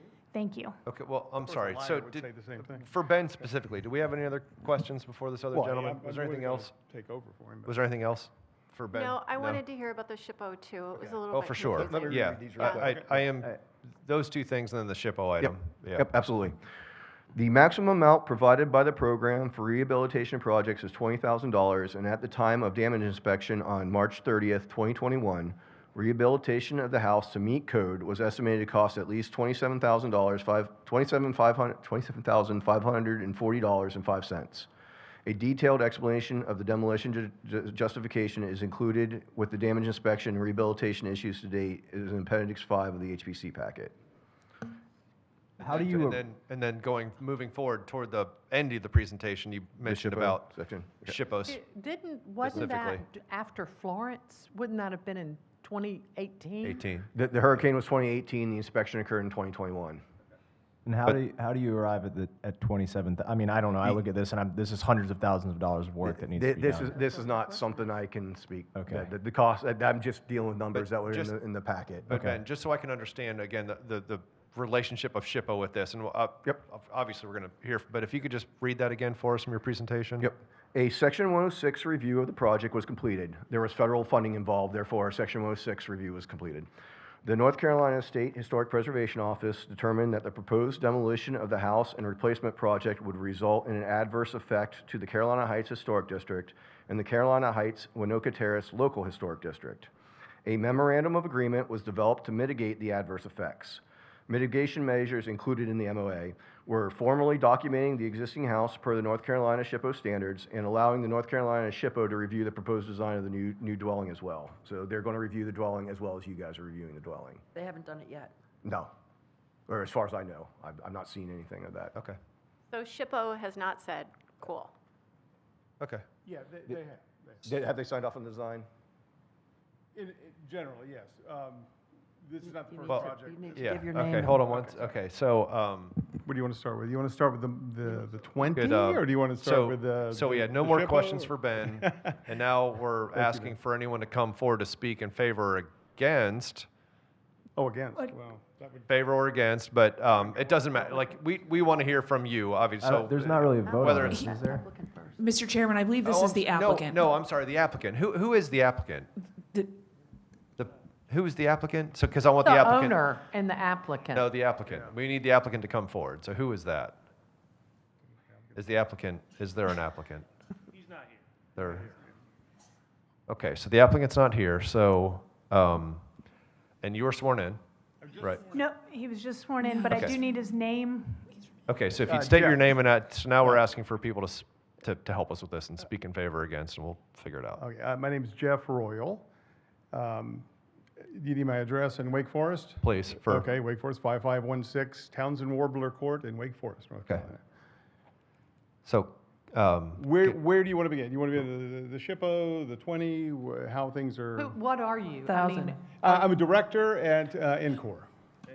okay, Just to give you some background, started working with FEMA in 2018 when Florence hit. I've had the unenviable position to make everyone angry, both in many of these type of settings and everyone I work with, because I end up usually having environmental review under my purview, which follows 106. And you don't make anybody happy. Everyone at work gets mad because I have to develop an MOA and I have to go to SHPO and talk. SHPO gets mad because I'm getting pressure from work to do this, and then we have to come here. But we live in that gray area. That's where I work, trying to make things happen for homeowners and people, and also understanding what we have to protect. So it's a difficult area, but it's where the people live. So are you just giving approval for it to be demolished, or are they getting funding on the back end of it being demolished to rebuild? No, we fund both. We fund the entire project to demolish it and rebuild it. I'm looking at this certificate of appropriateness for application.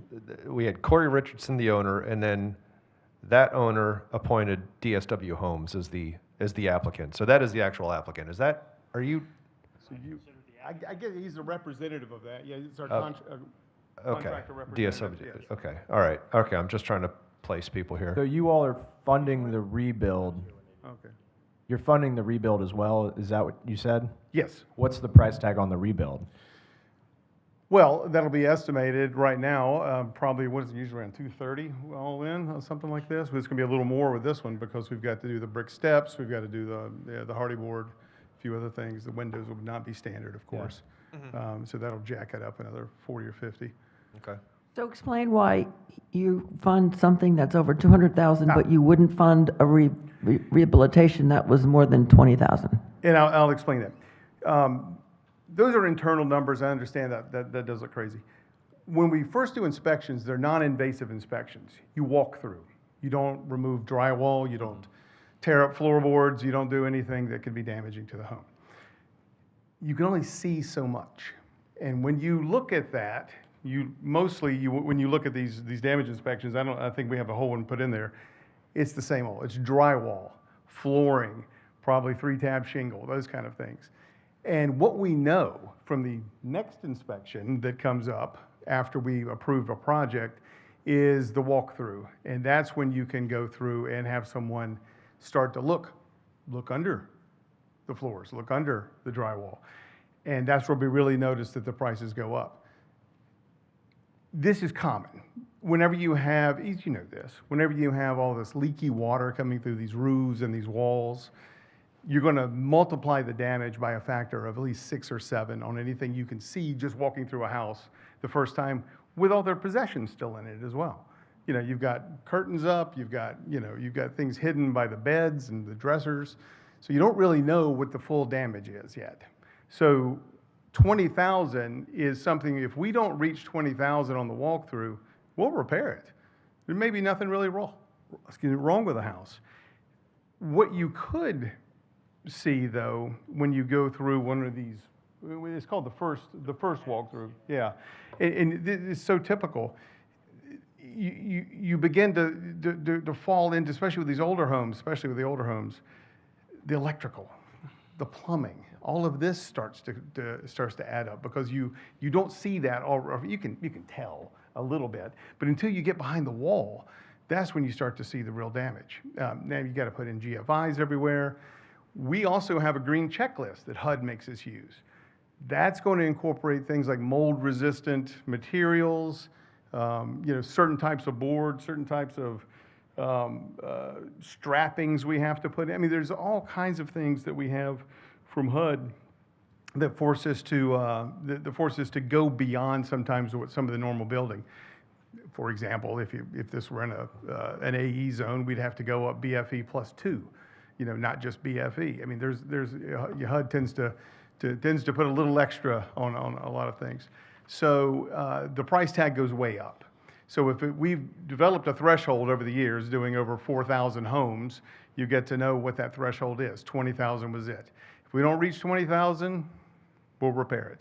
So, but I'm sorry, please. No, go ahead. Hurricane Florence was in 2018. Mm-hmm. So 3 years later, y'all went in and inspected. Well, we didn't exist when Florence hit. We didn't exist at that time. So when you started existing, 2021? Late 2019 is when we were commissioned. We didn't actually form up until 2020, and we didn't take over direct administration of the program until 2022. So this house sustained damage in 2018, was not looked at or repaired for 3 years, and then continued to not be repaired for the last 5. That is great. And it's also, understand that CDBG-DR programs are not meant to be the first ones in. We're meant to go last by design. That's legal. You have to have all other insurances, SBA, FEMA, if anything else applies, that you can possibly get money from that you've had, NFIP, they have to go first before you're allowed to go in with CDBG-DR money. Okay. So going back to this threshold, so I can understand, okay, if it's under 20, it's Yeah. easy. Yeah. But do you reevaluate when you know it's not under 20, that you'd have different benchmarks? Or do you automatically go to a reconstruction? When we go through again, and we've had that happen, even when sometimes you walk through and you say, this doesn't look bad at all, we got about 18 grand and we'll do it. And then you go in for the walkthrough and it skyrockets and we flip the project from a rehab over to a recon. But do you ever get to rehabs that are more expensive rather than go straight to reconstruction? It's usually, that's a mistake of not being able to predict it on the front end. Well, no, Yes, we've had some get out of hand because it was one of those creeps where you kept finding another and another and another issue on some that you didn't detect right off. So yeah, that has happened. No, but I understand that, but you could go over 20, I can understand the creeping model. Yeah. But you could go from over 20 to 50, let's say, and that's what all it is. But because you've gone over 20, you go straight to reconstruction? This is not going to be 50. No, I understand that. Yeah. I'm talking in a scenario of an example. I'm curious. Yeah. No, if you look at the houses, and if you look at the breakdown, because I actually did this analysis for us once, nothing really falls in that kind of category. It's either they were damaged and you have a tremendous amount of water damage that affects a tremendous amount of the structural components within these homes. And if you also look by nature at the homes we have to serve, 70% of our applicants have to be LMI. There's no upkeep. What's LMI? I'm sorry. Thank you for correcting me on that. Lower to moderate income. So it's going to be less than 80% of the area median income in the area. So we're looking at homes that are usually of people of the lower end of the economic spectrum. The average home that we look at is usually, the average, the last time I did the analysis in our program was over 65 years old, the average age of any home we've done. So they're old. They haven't been kept up because the people couldn't keep them up. And the damage to yes, there was storm damage to the home. Was there damage to the home before that? Was there a lack of upkeep and some deterioration? Of course. Can you differentiate that easily from storm damage? And do you need to? You've got to repair it anyway because you can't get a COO unless it's all fixed. Yeah, I mean, correct me if I'm wrong, but this could just be condemned with the condition it's in. Like, it's not, this isn't a rehab project. This is, I would estimate 50 to 60% of the homes we deal with would be that situation. And that's where it comes in with that threshold. And that's what we learned over time, that we just can't, because of that creep, and it never stops at 50. It goes up and goes up and goes up. It's not only the cost of that, but then we have the contractor sitting on site for 3 to 4 times longer than they normally would, than you would with a recon, because we have set plans that we can come in and put in very quickly. We have all the parts, we have everything we do. But if they're just there and we found another issue, we have to do it, we have to get it fixed. It also puts the applicant out longer, out of the home. And with our system of, we help provide a financial offset to give them somewhere to live while it's being fixed, so they're not just out on the street. That increases the cost of that as well. That's the back end administrative costs that also contribute to this. And the other costs we don't get into, but are regulatory, you don't make for decisions, but they're actual when you have to do them. Abatement, asbestos abatement, lead-based paint, both would have to be dealt with. That'd also start driving the cost up on these 20s. That does not go into our 20 when we're doing that. That's legally, and there's reasons we have to do that for NFIP and other things, you can't include those costs when you're estimating how much something would be for substantially damaged. So you can only look at direct repair costs. So, but those costs are real. We would have to also start, there's probably 15 on lead-based paint already, and there's asbestos-containing materials observed already, so I don't know how much more that would be. What is the cost of demolition? Demolition wasn't real much, average about 10. I don't know what this one. Casey Simpson with DSW Homes. I live at 107 Dunbar Lane in Jacksonville. It varies from home to home. We have to get quotes from vendors on how much, and sometimes that changes based on landfill costs on the location. Wilmington typically is a little bit more than some of the other areas that I work, but anywhere from, I'd say, 8 to 12 or 13,000. So given the cost of demolition and the cost of new construction and the fact that this is in a historic district, was it ever considered to sell this property at any time during the last 5 to 6 years? I don't believe that's in our purview. Yeah, that's not really We're fair not to the the homeowners. homeowner. That's the homeowner's call. I can't speak to what. We approved something similar on the north side several years ago. On 6 off of Grace. Yes, and it was I think there were 2 homes Yeah, I that remember were, could not be rehabbed. Yes. And they were older families, I think I believe the last one we just did was on Orange Street. prevent gentrification of the neighborhood. And they have been long-time residences that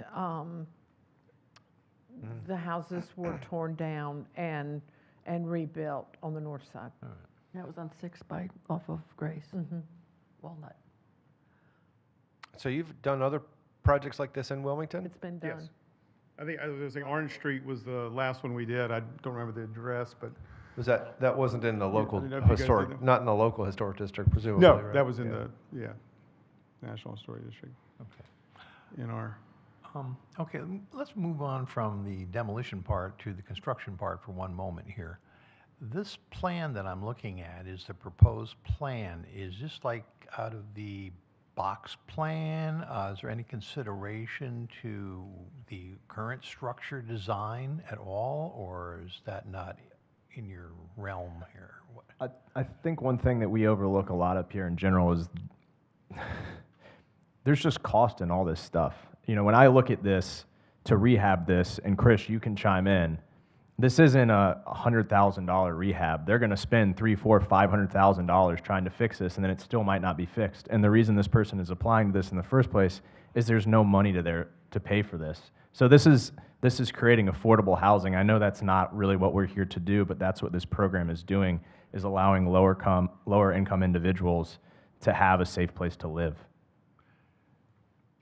Safe, secure, and sanitary.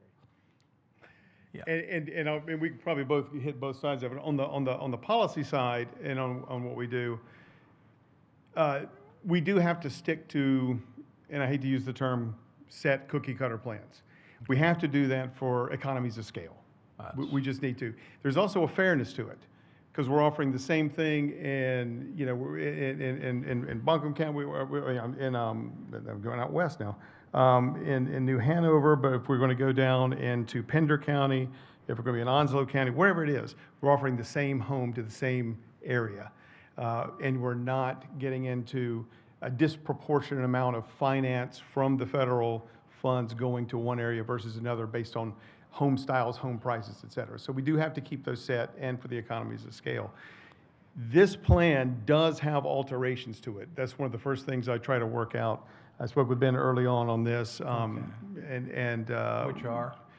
And I'll let, and Ben, you could probably speak to better why they're there, and you I know can talk to exactly. some of it, and 'cause yeah, I've you already can, been reading the and plans. you know exactly what they are. Yeah. So typically, we'll do wooden steps and Excuse, stairs. excuse me, sir, I Oh, need you to sorry. state your name. Oh, we got that. I Oh, did it did we do earlier. that? Do I need to Oh, do it it's- again? I'm sorry, I missed But a little that. closer to the microphone if you Okay. want. So typically, we build wooden decks and stairs on all the homes. And on this one, we're Less doing brick expensive. steps to build up. And then my understanding is they want to have some control over how we wrap the posts and what the posts look like. They're wanting to do wood windows with no tint or no sheen on the windows themselves. When you say they, who is they? Who's- yeah. The homeowner? The owner of the home? Y'all, stipulations coming from this Preservation Society is directing It's a some. brick foundation. It's a concrete block CMU foundation. It actually holds the structure of the home with a brick veneer. So it looks brick. yeah. Wait, I'm confused now. Isn't this not a new construction, so new construction guidelines adhere to this? Yeah, Yes. yeah, that works. All those things work. So, and what? Yeah, Who, those- what, where, that's- when, with the windows and? Wood windows? New construction with wood windows? So he's talking about the new construction project, this one that's on the screen in front of us. Yes. That's to current building code. Typically, what you see here is not what we typically build with this floor plan. Like, y'all have wooden windows you asked us to put, so we're doing that. Because normally it would be vinyl with low E windows. Normally we would have regular wooden decks. Staff, in the application we received, it does say vinyl, but it's 4/1, the 4/1 windows instead of the plain 1/1s. Yeah. But it does include vinyl in the submission I received. If you guys want to use wood windows, more power to you, but I just want to make sure wait. that we are. But new construction doesn't require wood. That's why I'm questioning this. I'm just letting you I guys. just know what I was told. Oh, no, I know, I'm just saying, because with the new construction, I thought vinyl was okay, and suddenly we're It is. wooden, that's why I'm like, what? It is. Okay, okay, and so you're doing a 4/1 vinyl? Is that the gist of it? That's what's in the application. That's an, okay, and hardy board and basically all new construction materials, Yes. okay. But the windows will be congruous with the neighborhood, like you can't put those like strips in the vinyl. and That's my pretend understanding. like it's, Right. yeah, yeah. Okay. And so, okay, I'm trying to look at these pictures here. So they're what, 6/6s or 6/1s or what am I, what? It looks like 6/6 in the photos. That's kind of, okay. When I asked Ben earlier to repeat that aspect of this, his presentation about SHPO, and you were going to say something about that. So this thing with the MOA, State Historic Preservation Office is still going to, if we approve this, State Historic Preservation Office is still looking at this plan and offering alternates to this, or suggesting alternates, or? No, they're Chippo quite doing right familiar now? with our different floor plans. So what we'll do when I have an MOA, I'll go talk to Renee and we'll work out, exactly which floor plan we're going to offer up. And she knows we're going to have to amend it. We're going to have to do this with brick steps, 6/6s, hardy board, et cetera. So I explained that's what we'll be doing to go through. From what at least from all the ones we've had in the past, the way this always works with the MOA and we get these things done is if it's passed on the local level, they're fine. She always explains, you're the gatekeepers, she's not. But we have to go through the SHPO in order to set the plan. And the main plan for that is the mitigation recording.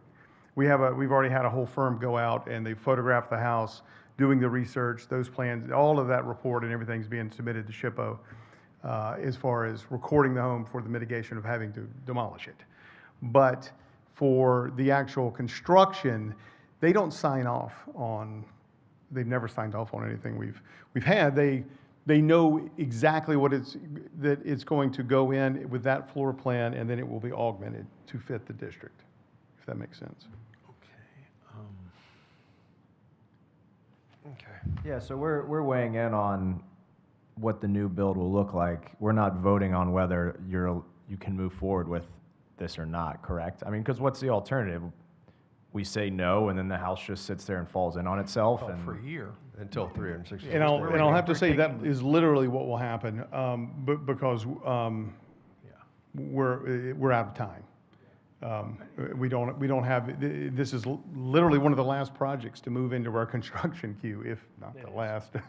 And if we don't get this in this go-round, we're forced to walk away. Well, We don't have a choice. We're just here to reduce the 365 delay on demolition. Because if we'd say no, you just wait 365 days and you can do what you want. Not that you want to do that. Well, They're no, but walking, they're walking. No, I we- understand that. yeah, but yeah. Technically, they Yeah. could wait. So if we didn't approve this demolition, If I may interrupt, we're not here to consider the demolition.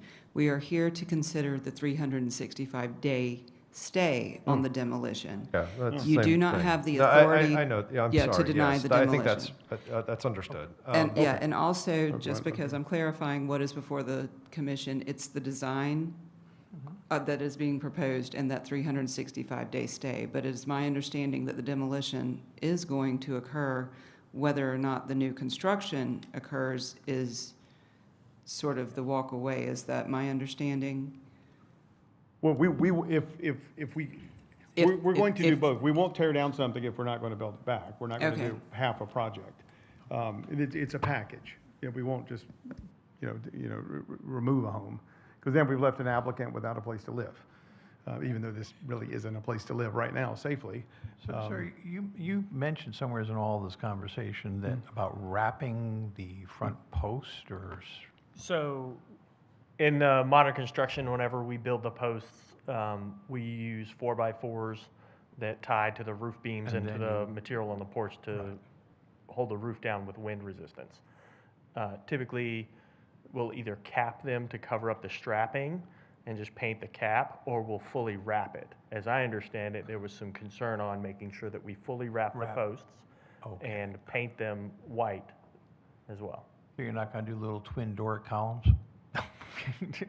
It'll look very much like this picture. So this picture that you're looking at on the screen now, it is exactly the home as we got it normally without modifications. And then you can see the call outs with the clouds. And that's the stuff where we were told these are the modifications they want. They want brick steps, they want this type of windows, they want to make sure the posts are wrapped. Just little details that they're adding to the standard plan. Okay, so in the cookie cutter world, we have some mitigation. Okay, got it. And if y'all want, like, my understanding was there was potential where y'all would say, hey, in addition, we'd like this or that condition. And then that costs money. That's where he comes in. Because he's the guy with the money, not me. So we're just telling you you don't need wood windows if that saves you money. That's great I to mean, hear. it saves the state money. Well, Yeah. same thing. Gene, I have a question. If we're dealing with a 365-day stay, this motion is not correct, is it? Because this motion approves the demolition. Well, what we would be doing is removing the stay on the So demolition. then we should say that Yeah, instead of so this. I would recommend using that language. I think the reason we have demolition and the stay in this case, normally if this were just a demolition and an applicant was willing to have the 365-day in place, staff can approve that demolition as a minor works because we don't have the discretion to deny it. So I think rather than doing a separate minor works, we just brought everything forward to you in one application of demolition, removing the 365-day stay. I'm just saying we should add that language into the Yeah, motion. so I would keep that in again because we just lumped this as one package as opposed to doing a minor approving the demolition and bringing it to you, understanding that you do not under state statute have the discretion to deny the demolition. You Gotcha. have the discretion on the stay. Staff will update the order accordingly. Well, it's easy just to read it right. And did I understand right that if you have to wait more than 12 months to demolish this, the state will not be doing this project at all? 100%. We cease to exist on September 30th of this year. If we don't have these houses in the hopper and in construction in the next weeks, at least in this one, we're really pushing, we just don't have time to finish them. But we still have closeout. And I don't know if you've ever been familiar with how HUD or another federal agency comes down on you for closeout of grants, which I'm also going through right now, leading that up. That is quite intense. And that is a lot of time. So we've got a lot of back-end time we've got to devote to paperwork. And so we've got to get these things. There's a big portion of this project that we really don't have much of a choice, but the obvious travesty is that the state is putting forward some money to make everything good with this parcel, if you will, that there wasn't some manner in which a very long time ago there could have been identification of issues and put the money in on the front end before this thing deteriorated. It's not anyone's fault in this room, and it's not the owner's fault, but it's just it's very unfortunate, that we got to this point with this home. I agree. It's demolishing itself by neglect. 8 years of doing this, one thing I've learned is the CDBG DR programs and MIP programs are not the programs to address homes in historic districts. They're not built for that. They're not designed for that. You're on two different concepts of what you're trying to serve. And I understand that as well as anybody. I wish there was some type of large fund that could be tapped into that could specifically address homes in historic districts, not just during disasters, but for exactly what you're talking about, because what we find out mostly when we go into these homes, both in and out of them, is that it's neglect. Neglect is really eating the home up more than anything else. Well, the city calls it demolition by neglect, and that's what we're facing here. Was this ever on the DBN list? Do we know that? Was this house ever on the DBN list? That's true. Was it ever on the list? I do not believe it's been on the list yet, but So- it's also been an active project for the past several years, so it's been on the project list. Great house. Any other questions for the applicant? Because we have commissioner deliberation then. No? I think we've, Stephen, you look like you're about to say You got a something. hand back there. Oh, yeah, no, yeah, I'm sorry. We're dealing with the thank you. We're dealing with the applicant right now, so thank you for that. Now we'll open it to, thank you. He's not sworn in. Oh, yeah, and if you can if you're going to come forward, you will be stating your name and address, but if you could face our staff member over there, please, and get sworn in first. Do you swear that the testimony you're about to give is the truth, the whole truth, and nothing but the truth? It is. Thank you. So name and address? My name is Ken Lindsay, 904 Drayton Court, Wilmington. I just had a question. I do a lot of tax credit work. You could speak into the microphone. I'm sorry, He I do a can lot hear of you. tax credit work, so I just had a question. If you did go through preservation, would you have to do the 3-part certification because there's federal money in it? 3-part certification. Can you, what is that? I don't think he knows what With the Park Service? You're asking about federal tax credit? Yeah, I was just curious, this- because there's federal money, and he referenced to Section 106, if they would be required to go through that. No, Yeah. this is different than the tax credit program. This is a home recovery program outside the scope, so the 3 parts for the tax credit projects would not apply to this. Okay, I'm just curious. Gotcha. Okay, thank you. Is there anyone else like to speak in favor or against this item? Seeing none, if there's anything else I think to say that hasn't been said, let's, Just do a motion. or if there's a motion, yeah. I move to approve with conditions the request to remove the 365 stay of demolition, as well as the request to demolish the existing house and construct a new house on the property located at 1605 Gray Street. This request is consistent with the Wilmington Design Standards for Historic Districts and Landmarks, based on the evidence provided, including the application and all attachments, testimony presented during the evidentiary hearing, and the staff report. Is there a second? Second. All in favor? Aye. Aye. Any opposed? That passed unanimously. Okay. Thank you. Okay. Items from commission. Don't have any items from the commission myself. Anyone else? I did want to ask staff, we got an email today about a training that's, I think, at the end of this month. Who is Yes, yes. And I saw that from a few weeks ago, and I went to the website. It was about the coordination between commissions and local historic organizations, preservation organizations. But I Yes. went to the website, and it didn't seem real simple in signing up, and there was a fee, Oh. which the fee is fine, but No, doesn't we're seem- members. Do not pay a fee. Yeah, please do not pay a fee. Email Tracy back and let her know that you're interested, and she can try to get you signed up. That's right, it was Tracy. Yep. That's right. Yep. Okay. Tracy So just can- email Tracy directly. Yep, or And me. she'll- Yeah, or Alden. All 3 of us can help get you registered. We'll make sure you get in. Okay. Yep. Anything from staff other than that, though? Or Ben, have you, with the reorganization of the city staff and government, is that going to impact us here, or as far as you, or what's going on there? Linda Painter. So in terms of the organizational realignment, historic preservation will be staying under planning and development. However, all compliance activities are moving to the new Department of Compliance. So our zoning compliance staff will be merging with the code enforcement staff. And I will say, I think that is a good thing that we now have kind of a one-stop shop for enforcement. There's a lot of coordination that happens between our compliance staff, particularly on historic preservation when we're dealing with demolition by neglect. Often those same properties may have minimum housing code or minimum non-residential code violations. So there's a lot of coordination with that team. So they are all going to be under one umbrella now. So zoning and code enforcement are merging? I'm sorry? Zoning and code enforcement are So merging? on the compliance side. On compliance. On the compliance side. Thank you. Yep.